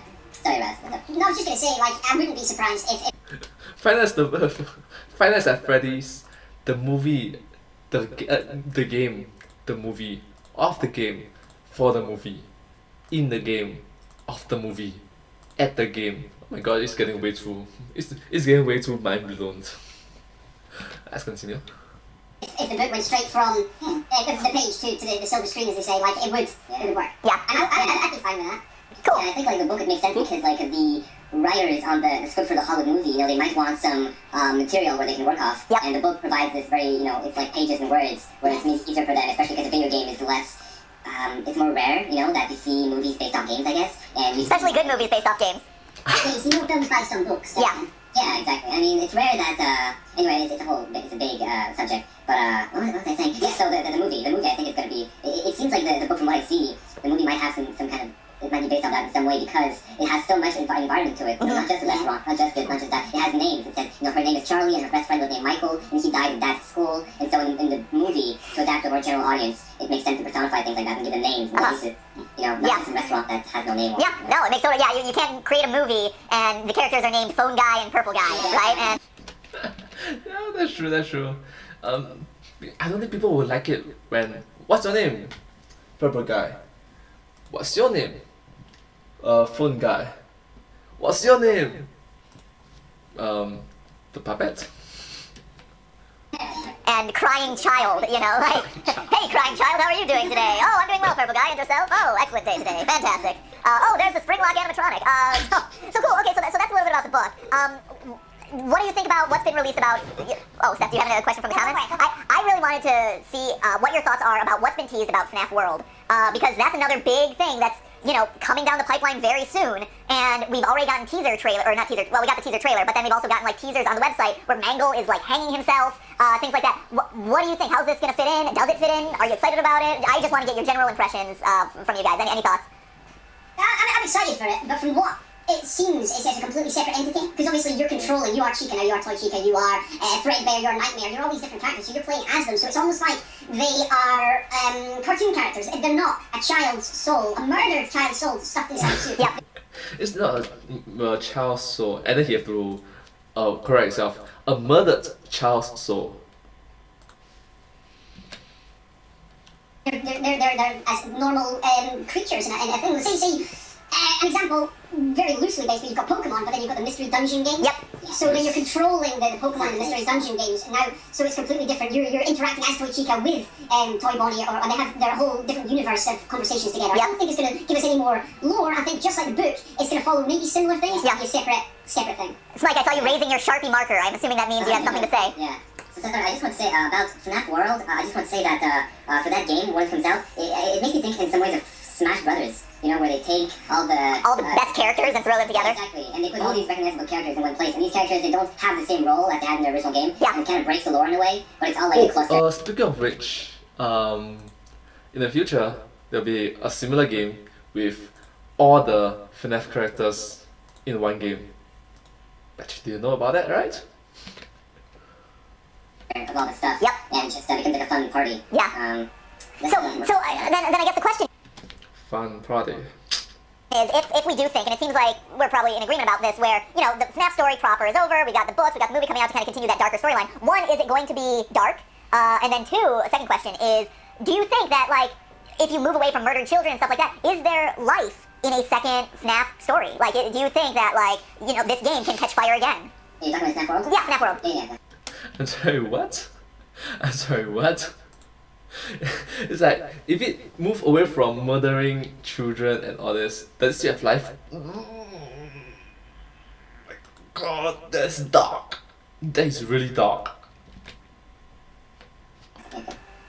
I mean, look, we'll see. I mean, if this works out the way Scott intended to, I have no doubt we'll see kids that are going to be all like, you know, this FNAF World game, did you know there was a horror game that this was based on? Like, you know, today I learned on guys, today I learned there's a horror game that FNAF was based on. So, childhood ruined. I think it's still with life. What?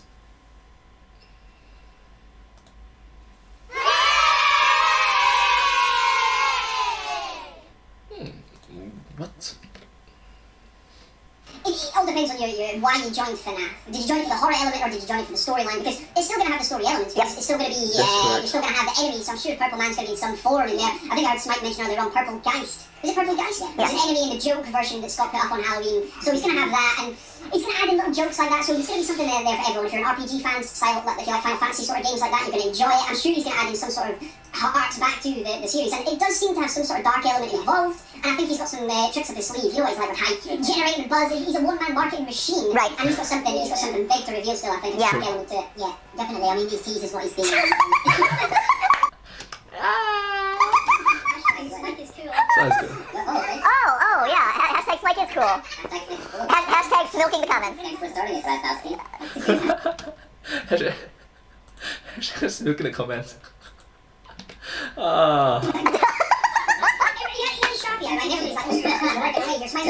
Cool, important points to the FNAF lore. If Smike can't, hey, you know what? If Smike can't milk the comments, he will get it onto the stream in some way. Get it up there. Get it up there. Mike, are you the fake Scott Cawthon that's all over the comments? We're just getting so many screenshots of fake Scott Cawthon Yeah, comments. there's Scott Cawthon impersonators. There's one Scott Cawthon impersonator in particular who only leaves comments in rhyming couplets. That's my favorite one. That is clever. Big brother getting old at the funeral. Dad's hands were cold. Unless these are just poetic statements from the book, maybe, you know, I don't know if they're... Maybe. Wait, yeah, Wonderland at Time FNAF on Twitter has been tweeting at us all these screen caps in the FNAF 4 minigame. Why do we see plush golden Fredbear in the drain? Right, in the sewer, as we know. We're taking pretty deep. Right, so that's why, you know, there's always got to be those Scott Cawthon impersonators. Was something happening on the website, Steph? I saw a couple people call out website. No, that was also fake. That was fake? Trolls, man. Yeah. Oh my god. There's trolls among trolls in the trolling community. Wow. Okay. Let's take a moment there. It's amazing. It's amazing that Scott Cawthon is so amazing. His art is so amazing that people are trolling him in trolls in which makes his original work even more popular in some cases. Wow. I've got to say that's incredible. Like, oh, look at the website.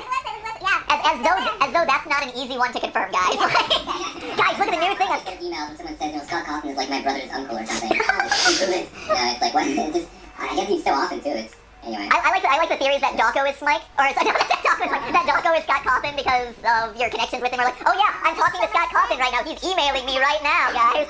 Update my website. Update my website. It's you. It's been you the whole time. Confess. Confess. So what do you have planned for us next, Scott Cawthon, aka Dawko? The website system down. It's like, oh, the website have just been shut down. Just like previously, the connection has been shut down.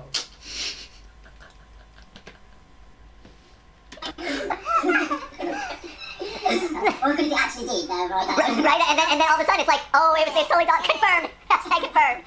Hey, real quick, so where are we on the poll, Steph? So on the poll, we're holding strong. It's over 10,000 votes at this point, and it's still 47 to 53 Dream Theory. So Dream Theory is still winning out. But by so little. And then there are a whole bunch of people in Twitter and in the comments who are like, well, I'm kind of mixed, and like maybe the mini games are real, and then maybe the actual game is like the dream part. But I think a lot of that's been addressed at this point. Yeah. I think it's been talked about. The big questions that are starting to come through are more like, hey, you know, at the end of this, like the year of FNAF, what was everybody's favorite FNAF? Ooh. You know, what would you have done differently? How would you have ended it? Or Ooh, that's something interesting. like that. So we're getting a lot of those in if you guys want to pass those around. Okay, yeah. So I'm curious about that. So what?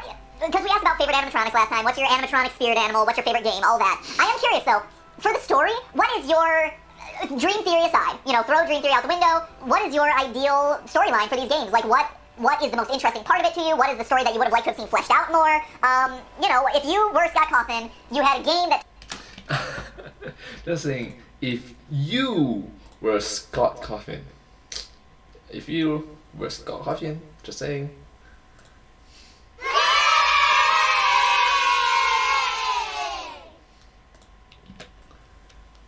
took off called FNAF 1 or FNAF 2.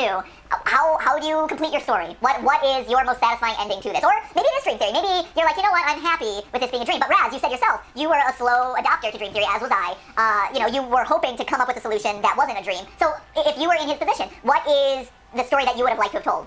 It's hard to come up with a satisfying ending that everyone will just accept. Sure. You either hand it to them on the platter, or you make it so obscure that we're debating it for ages. Sure.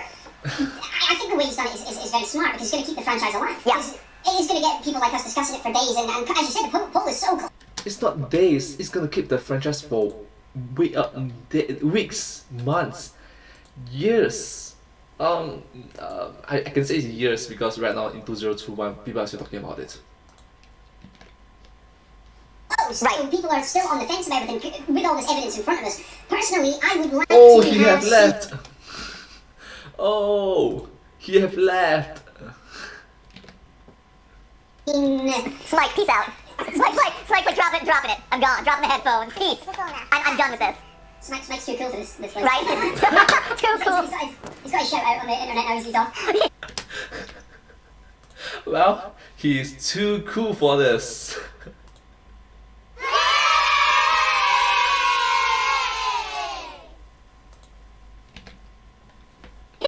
He's like, yeah, now that hashtag Smike is cool is trending, I'm done with you guys. I got it happening. I'm out of here. Smike, glad you could join us. Thank you so much for tuning in today. It's great to have you as a part of the stream. You know, thanks for rushing here to get here on time. You're the best, buddy. I feel guilty now. Sorry, Raz, I didn't mean to interrupt. I just had to rib Smike a little bit. No, that's cool. I'm always in favour of stopping stuff for jokes. It's the best way to stay alive. As is eating and sleep. Yeah, other good ways of staying alive. Jokes, a close third place though. Maslow's hierarchy of needs. It goes like your physiological needs, jokes, clothing. There you go, done. All right, so anyway, Razbowski, back to FNAF as told by Raz. I would have opened the box, because I think that's the most infuriating thing for everyone. Oh. I like the mystery about it, Yeah. but unless he was just clever and didn't put anything inside it, but was it intended? I would like, I don't know, it's hard. I didn't make a game, so I can't make a game, but it would be interesting to find out if he ever intended it to be open. Yep. Like, was it just a metaphor for everything? Yeah. He said the story is inside the box, but each of you have to open it via solving it for yourselves. Yeah. Is that what he meant? By the box. Yep. Or was there going to be a clue at some point that somebody somewhere would put the pieces together and Scott would update a patch and say, yes, this is it. Huzzah, the puppet comes out, confetti everywhere, there's a grandfather clock noise. Scott comes out the box beside the... Is that wow, magic trick? Put money on my hand. Puppet going, yeah. Stop it. And then he plays the fact. I actually love that idea, and I think that's a great point, right? Where to know whether or not the box was open, to me as well, one of the questions, I think a great question that follows that is there something physical in the box? Like, is it actually a physical thing, or is it a metaphor? You know, Any physical thing, if all the pieces put together, is that? well, it could be... It's unlikely at this point. No, if it's all the pieces that are put together, similar to me with the clock. Like, for me, the clock was the piece, or all the pieces put together, like, was symbolized to me with the clock. Like, that was the one that suddenly, like, oh, I get it now, here's where all these things come together. Similar to the Chica Beak. You know, that was another one, where the Chica Beak was like, oh, here's a lot of things that suddenly connect. And so, to me, if there was a physical thing in the box, and of course we're talking about, like, virtual games, so obviously it's nothing real, but to me, I feel like it would... Talking about virtual games, so nothing's real. Not quite. Yeah, there was a crossover. Would be, you know, those 1, 2, 3 objects or items that suddenly, like, make a lot of things snap together, and it's like, oh, I get it. Or maybe it's a picture of the crying child with, like, purple guy behind him and phone guy behind him, and it's like, oh, it's a family photo, or whatever. But that, to me, is what a physical object would be in the box. But I agree with Raz. I think...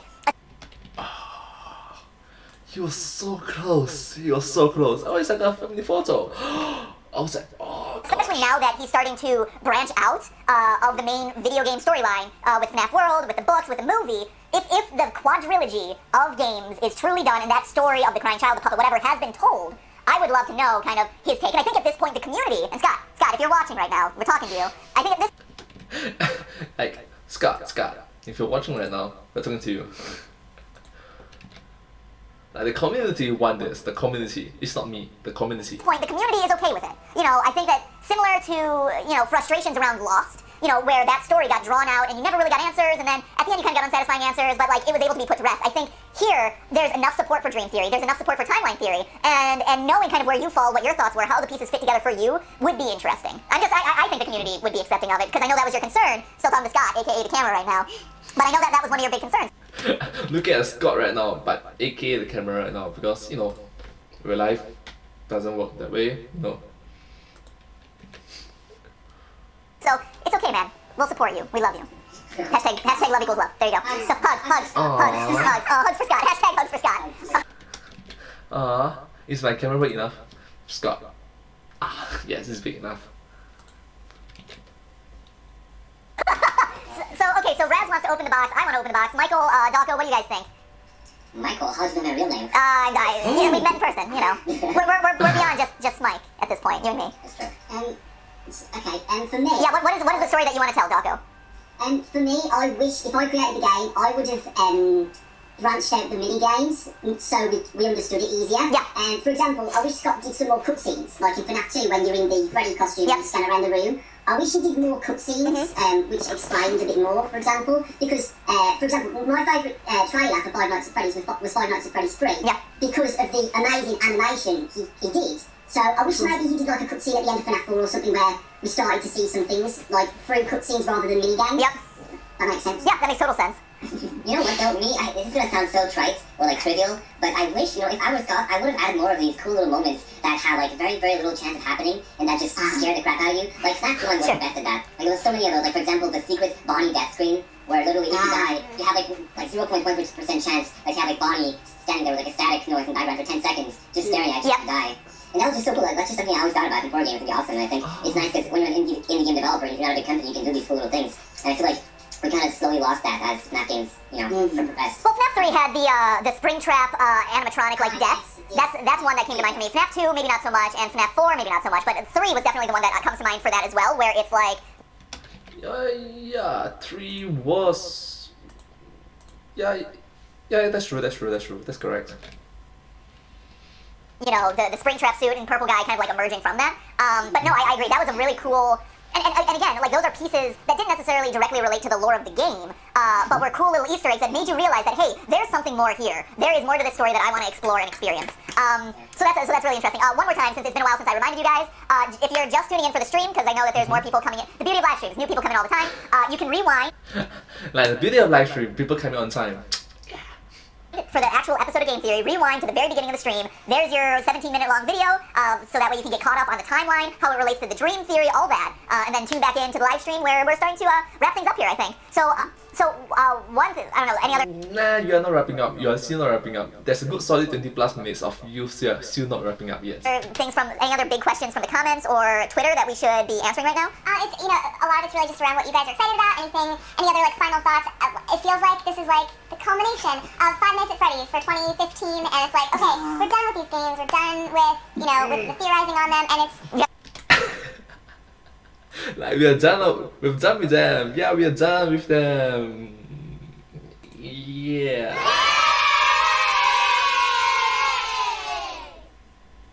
Yeah, we are so done with them. Your holiday reading assignment. And everybody's still fighting about timeline theory, but that's okay. Sure, no, that's fine. So I guess the question I have for you guys then is, how do you see FNAF playing into the wider gaming space, right? So, you know, the core series is over, it's starting to move into RPGs, it's starting to kind of branch out, but what impact do you think FNAF has had on gaming, on YouTube culture, you know, on this indie games in general? Like, what do you think, you know, stepping aside from the story, stepping aside from the lore, all the details, all that stuff, Yes, correct. just FNAF as a series, what do you think changes from this point forward about video games, about entertainment, about YouTube? It proved that one thing. Good games doesn't necessarily need to come from good companies. Yeah, like good games doesn't have to be big game doesn't necessarily have to come from big companies. Popular games doesn't necessarily have to come from popular companies. You know, individuals can also make a difference. 我从来都不在乎，这既不是一个大人物。I was actually talking about this to my friend at work today. We were talking about what success stories Scott's had. Yes. Because he's such an inspiration in the fact that he's gone from just a loving guy, he's got his family, he's got his wife, and he was working at a Dollar General. Is that right? Part of the story. So that's not a particularly like fantastic job. He's made all these games in the past, and he's obviously got a passion for it. And then he gets this hit, he gets this one hit, he gets his break, and he capitalizes on it. And not only has he continued to create games that have inspired so many people, he donates so much money to charity. He's such a nice guy, and the support he's given us as YouTubers, the community in general, the almost one-on-one interaction he gives fans on a daily basis on the Five Nights at Freddy's forums and stuff. Is incredible. I think a lot of people have taken stock from that. I mean, you have all these inspiring kids, basically. They're like 10 to 15, sometimes they're a little bit older, and they're going out making their own FNAF games. They've seen that anyone, if they've got the passion for it, can create a game. I'm useless to that kind of thing. I'll stick to being on the camera. But the amount of fan games that I've played, that Dawko's played, that Smike's played as well, some of them are really, really good. And I think FNAF, gaming, the games alone is going to leave a huge impact and potentially create one of these people that's been inspired by Scott is going to create the next big game at some point potentially, and I think his legacy will last for a long time, maybe hidden away slightly underneath everything, but one of these kids that's been inspired by him alone might make the next big game. I think that's beautiful, man. Yeah, Like it's very inspirational and inspiration for the next generation and motivational for the current generation to work hard on it, isn't it?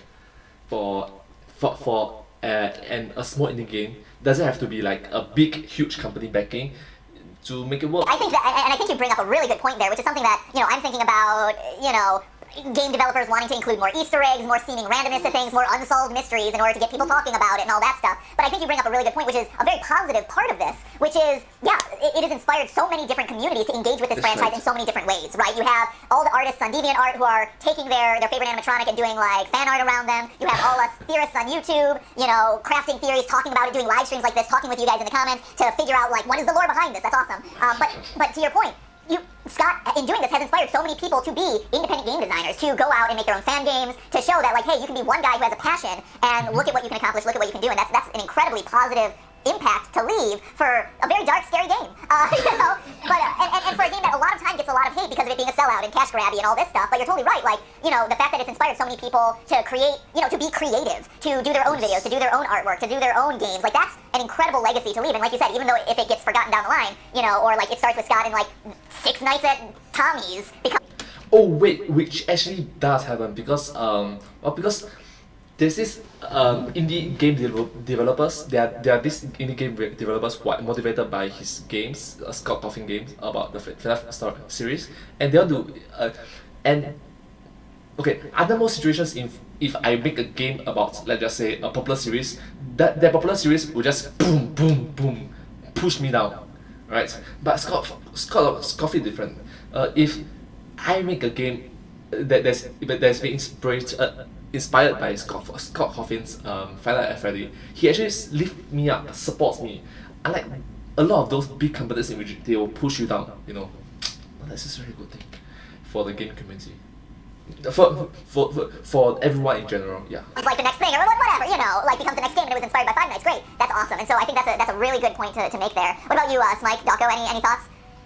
Well, if it wasn't for FNAF, I wouldn't have met any of you guys. I mean, I'm scared of it. Close here, but you know, one of my best friends is Raz, and without Five Nights at Freddy's, I wouldn't have met him, and I wouldn't have even started YouTube without Five Nights at Freddy's. I wouldn't have started a career on YouTube without the game, and that's had a really deep impact on me because when I'm older and let's say I'm not doing this anymore, I'll always remember this game, and I'll always remember Scott, and I'll always remember everybody who was a part of this, like part of my life. It's a big part. I mean, it's been a whole year. Yeah. All about this game for me, and yeah, what Raz said as well. A lot of songs as well. Oh yeah, the musicians like Nate Wants to Battle and Graveyard. I can't think of his name. It's me. Yeah, right. Yeah, it's me. Yeah. They are saying that. I forgot his name. Oh my gosh, I forgot his name. It's like, it's me. It's like, it's me.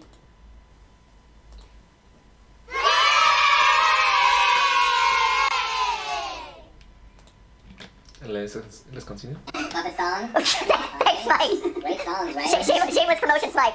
Hashtag shameless. Because Milk it. Because we use Click Fusion, right, to make Five Nights at Freddy's. I don't know whether that's an easier thing to do to make an actual game, but it's gave a massive opportunity for people who haven't even made games before to, you know, try it out. And Game Jolt, you see so many fan-made games based around Five Nights at Freddy's, and some of them are absolutely amazing. Like Ross says, one of my favourite ones is One Night at Fronties. Yeah. And it's absolutely amazing, you know. But other games as well, indie developers have made games like The Boogeyman, which is really good, it's FNAF inspired. Slaughter Mystery is FNAF inspired. Emily Wants to Play is a really good one as well. But the games are like you survive till 12 AM to 6 AM. Yep. It's not really FNAF, and they've got a mystery, like you said, Matt. And it's really good, you know. I love seeing games with a lot of mystery, and it seems like Five Nights at Freddy's has inspired a lot of people, including myself as well. Yep. I just want to say a quick shout out to John Chrome, because he made One Night at Fronties. I know he had some trouble, like just dealing with you know, his game, and he ended up not doing a third one. And I know he had a lot of self-doubt. I just want to say he made some great games, and everyone who, honestly, one of the best FNAF fan games out there, one of the most creative ones. And not only was it a good fan game, but it also changed the game's design itself a lot. He kind of broke the rules of the game in some ways and changed it to, you know, his own style. Yeah. Cool. Smike, any takeaways for you as far as like as we kind of wrap up this core part? Oh, right now, yeah, okay. Yeah, I just want to say, like, I agree with, you know, Razbowski a lot, and Dawko as well. And I just want to say, you know, Scott Cawthon, like, just to me personally, and to a lot of other people, I'm sure, he's been a big inspiration. Yeah. And I think the fact that, I think Five Nights at Freddy's is... Thank you so much for being so inspirational and motivational and educational, yeah, about it.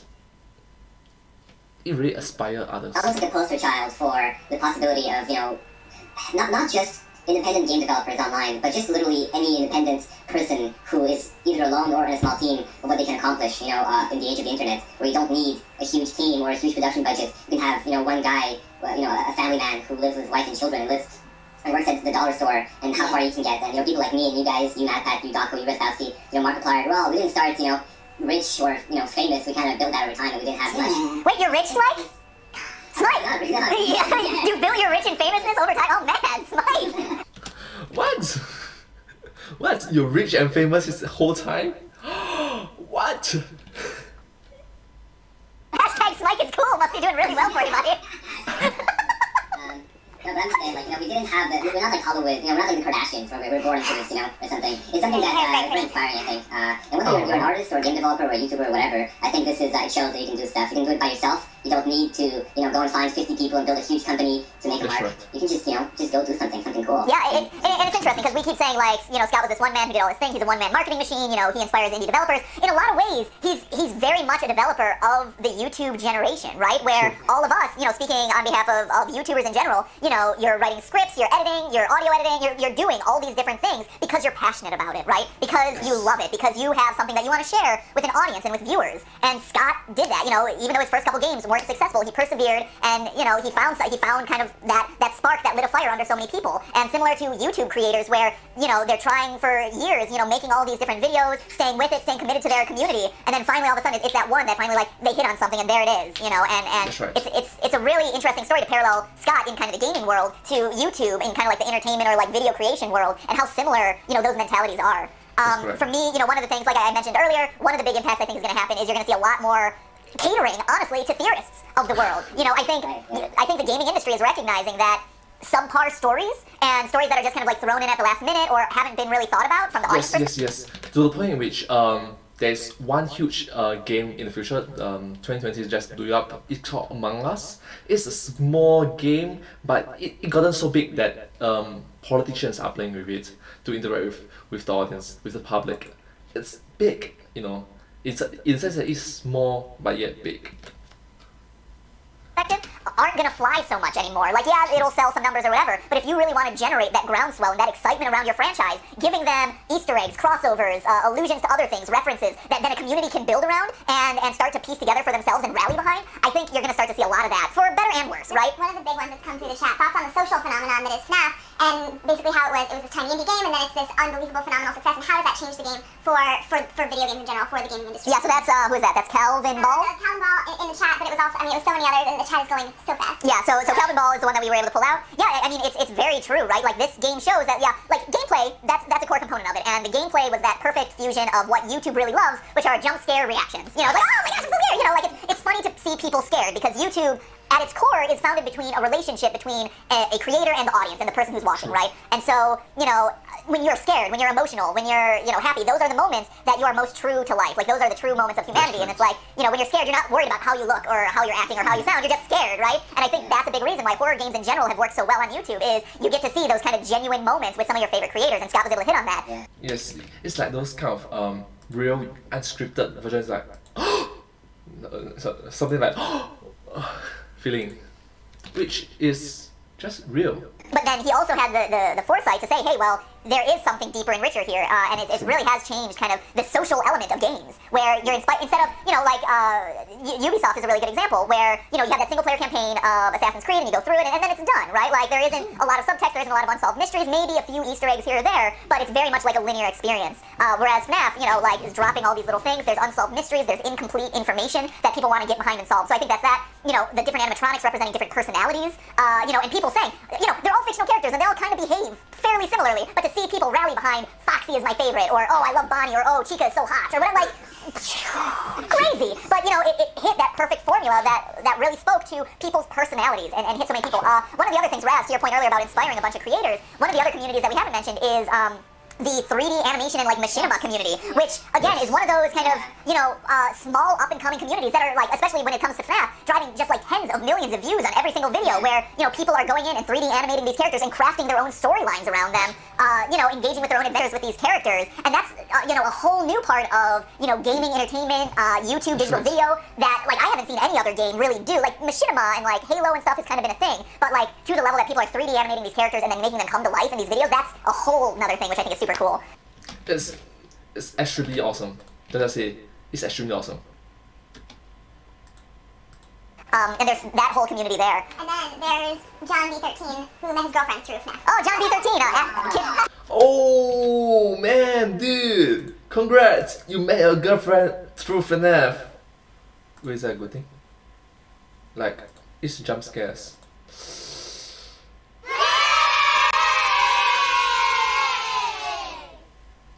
Anyways, congrats. Yeah.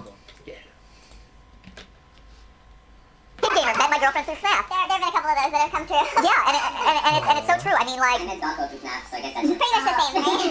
yeah, you're an OTP, guys. Are you the one through pairing right there? Oh. Love is love, guys. FNAF is love. FNAF is life. So, you know, and just to piggyback off of everything that you guys have just said, like, I met all of you through this. You know, the community of theorists, like, expanded exponentially off of this. Like, you know, when I was... Was theorists a thing before FNAF? Before FNAF, I think it was. I think, you know, with kind of some of the, like, Mario's Mental episodes and Sonic the Hedgehog, like, how fast is he? There were a lot of, like, debunking episodes and, like, MatPat is wrong, and so people... and so there were a lot of other channels that were doing, you know, their own versions of theory videos.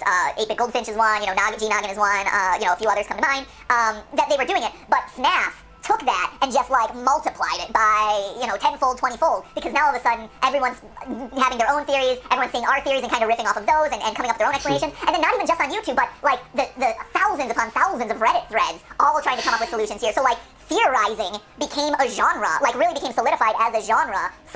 And let's just be honest, the game theorists, MatPat, you are a huge inspiration for all of us. Thank you so much. We appreciate your hard work. Through this game and really kind of hit mainstream on YouTube through this game, which is pretty incredible. You know, so that's really cool. And even just speaking from personal experience, like, you know, FNAF was a huge subscriber driver for us. It introduced a whole bunch of people to who we are and what we do. And so like, just it's fascinating to me, because you always hear about like the butterfly effect, and we're all familiar with Until Dawn and like butterfly effect, ripple effects, this and that. And what Scott has done with one game has affected so many lives in such a positive way. And sure, you know, you have people being like, oh, he affected my life in a negative way because I'm so sick of these FNAF videos. But like, that's a small price to pay for the number of people who found fan bases online, who found an outlet for their personalities, for their passions, for their artwork, you know, found something that spoke to them and their identity in a way that nothing else had. And so just kind of across the board, you know, say what you will about the games, the story, the gameplay, whatever, hate it or not, the positive impact that this series has had is just tremendous and earth-shattering for video gaming, for YouTube, for all of our personal lives, and for the community of viewers out there who are excited about FNAF World, the book, the movie. You know, it's not going away anytime soon. Yeah, it's not going away anytime soon, including your game theorists about it. But honestly speaking, it's tremendously remarkable, outstanding. This series, Scott Cawthon's series, have taken us to. Thank you so much. But, you know, I think this is a great moment to look back and say, hey, you know, this is a game that we, like you said, Darko, that we've lived with for the last year. It was a part of YouTube Rewind. You know, it is a part of our culture now. You know, and to the outside world, outside of YouTube, they probably still don't know what Five Nights at Freddy's is. But to us, it has been so all-consuming and such a big part of who we are and what we do that... Exactly. to other people, it's like, what is FNAF? Five Nights at Freddy's? What is that? It's like, oh my god, it's a huge series, it's a huge community. It's like, I don't really care. But to us, it's very important. And to that, I must say, thank you. You know, to not pay it service and take the time to thank Scott for what he created would be a disservice, because it really has been, you know, quite the ride. And yeah. And Patrick lives on Hey Twitter. guys, am I right? Says, I give this stream 5 Scots out of 5. Oh, Patrick Lips at WH33T Wheat Bread. I give this stream 5 Scots out of 5. All right. Well, I think this is a good place to kind of wrap it up, yeah? I feel like that was a good summary statement. So thank you guys for joining, and thank you Ryan, who was earlier in the stream. So Darko, Smike, Razbowski, Ryan, and other Ryan from 8-Bit Gaming. Guys, if you have not checked out their channels, please do so. They're great FNAF theorists, going even deeper than I do. Do check that out also. Alright. On a more regular basis, but then also doing stuff that isn't just about FNAF. You know, there are other games out there. Right? I know it's mind blowing. So what? So go check them out. You know, playing Yoshi's Woolly World. To them, it's like, what? There are other games out there? Wow. Let's continue. You know, playing all the FNAF fan-made games. I'm actually, you know, gonna look at you guys, you know, look at some of these other fan-made games. Now that we're playing games on live stream, I'd like to test out some of these, because I haven't gotten a chance to play them. So I'm definitely gonna check out One Night at Flumpty's. So I'm excited about that. That's a good one. Is it? Is it good one? Good, cool. Yeah, it's amazing. So guys watching the stream, subscribe to them. Again, Darko, Smike, Razbowski, 8-Bit Gaming. Give them some love on YouTube and on Twitter. Thank them for all their work. Thank you guys so much for joining. After this, the links to everybody's channel and Twitter handles will go in the description. They're not in there right now, but we'll get them in right after this. Yep. And you can also explain sort of how to watch this video after. Yeah, and so just as a reminder to all of you who are tuning in right at the tail end here, just a quick reminder, if you're just tuning in, if you missed part of the stream, as soon as this one's done, it's being published live, publicly on YouTube. Wait, the live stream is ending soon and you just came in? I'm so sorry about that. That's quite unfortunate. The Game Theorist channel as the latest episode of Game Theory, because it is. The first 17 minutes are Game Theory. This was a big experiment. This is a big event. We wanted to make this a big event. And so you'll have the first 17 minutes as Game Theory proper, rewind, watch it from the beginning, and then tune in for all of our kind of like analysis, next steps, thoughts, things like that we've been talking about with all these great guys who joined us today. So, you know, thanks to them as the audience, and thank you guys for an incredible, and thank, you know, you the viewers for, you know, an incredible 2015. Honestly, like, this year has been crazy, and FNAF has been obviously a huge part of that, but like, you know, the theorizing. I think you just said thank you so much for this crazy year. It's like crazy 2015. 2020 was much worse. Yeah. That you guys have been sending all of us on Twitter and in the comments, the requests for new videos, you know, the discussions that you guys have wanted to have, it's been incredible and it's been so exciting, and I can't wait to continue to see what happens both with FNAF and with gaming in general in 2016 and over analysis of all this other stuff. Now, excuse me, I need to go see Star Wars because I have not seen Star Wars yet. I've been working on this video. Right. After reading the chat, I can tell you the entire plot. Oh no, you know the plot. Oh! Stephanie was like, after reading the chat, I can tell you the entire plot. It's like, no! You might as well just say, I am your father. It's like, no!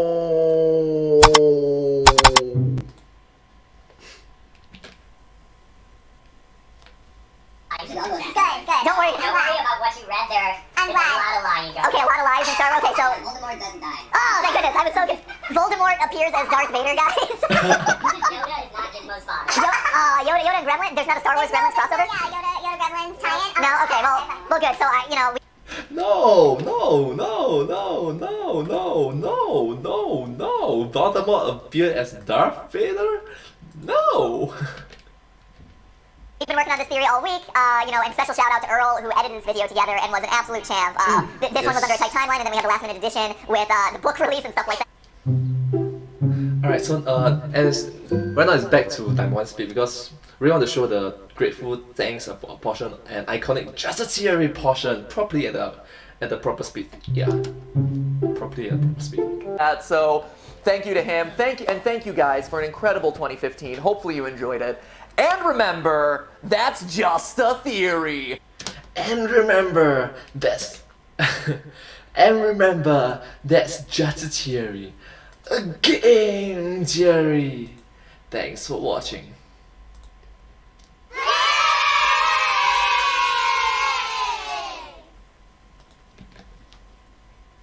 A game theory. Oh, okay then. No, okay, let's all do it together, shall we? Okay, ready? Okay, 1, 2, 3. But hey, that's just a theory. Come on. Wait. Okay, One more time. let's try it one more time. What are you doing, Smite? Jeez. Okay, one more time. I'll start with the but hey, and then you guys come in. He will start with the but hey, that's just a theory. A game theory. Thanks for watching. Wait, one more time. But hey, that's just a theory. A game theory. Thanks for watching. Bleh. And with that's just a theory. Okay, ready? Here we go. We got it this time, guys. Don't worry. But hey, that's just a theory. A game theory. Thanks for watching. Oh, and hey, that. You can see Matt Pat's face was like, but hey, that's just a theory. A game theory. Thanks for watching. Slow. It's just a stream, a live stream. Also, thanks for watching. Oh. Yeah, he will say that. But hey, that's just a stream. A live stream. Thanks for watching. Hey, let's say goodbye to everyone in the chat like we do. Mike, you can start spamming people left and spam- right in the chat now. Spam it away. So, Spam again, Spike. yeah, spam Smike. Spike spam. Cataclysmic, bye. John B, see you, sir. Jenny Guzman, here it comes, and there it went. Let's see. Jem McGravy, good night from the UK. Sweet Sweet Blah, dreams, blah. Jem. Gabe Moore also joined us in for a game theory, so there you go. Oh, hey, Asura Kishin, Star Gamer, everyone saying the tag with us, which is awesome. Yeah, that's awesome. So we all Hey, nailed that's- it. Thank you, everyone, for joining us in for that. Lane Shadow, bye. Josh, bye. Let's see. Josh Rolls. Carlos Sanchez Luke, says bye, hi, bye, Smike. The night. That's a lot.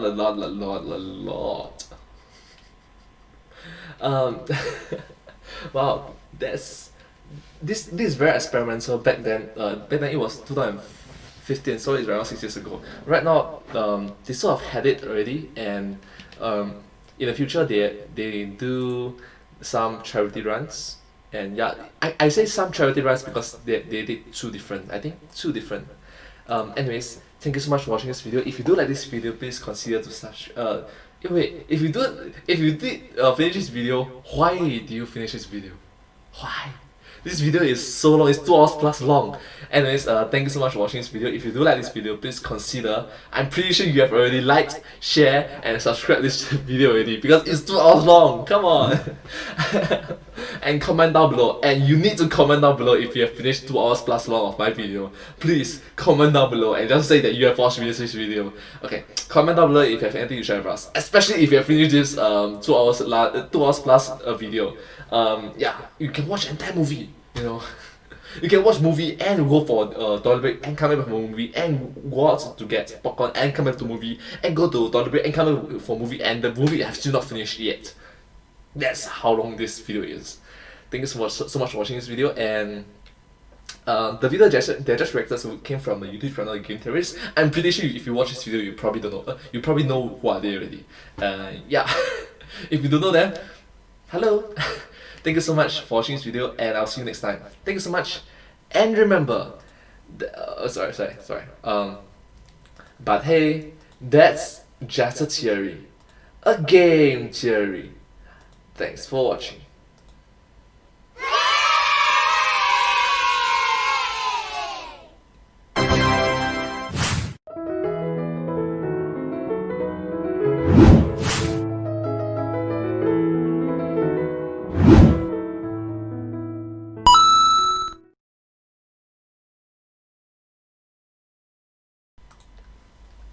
Wow, wow, this entire video is long. Even after I speed up already, it's long. Oh gosh.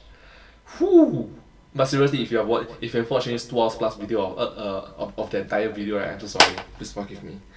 Oh my god, I wonder what would they say about the 9 hours plus hours of the entire charity run of their video.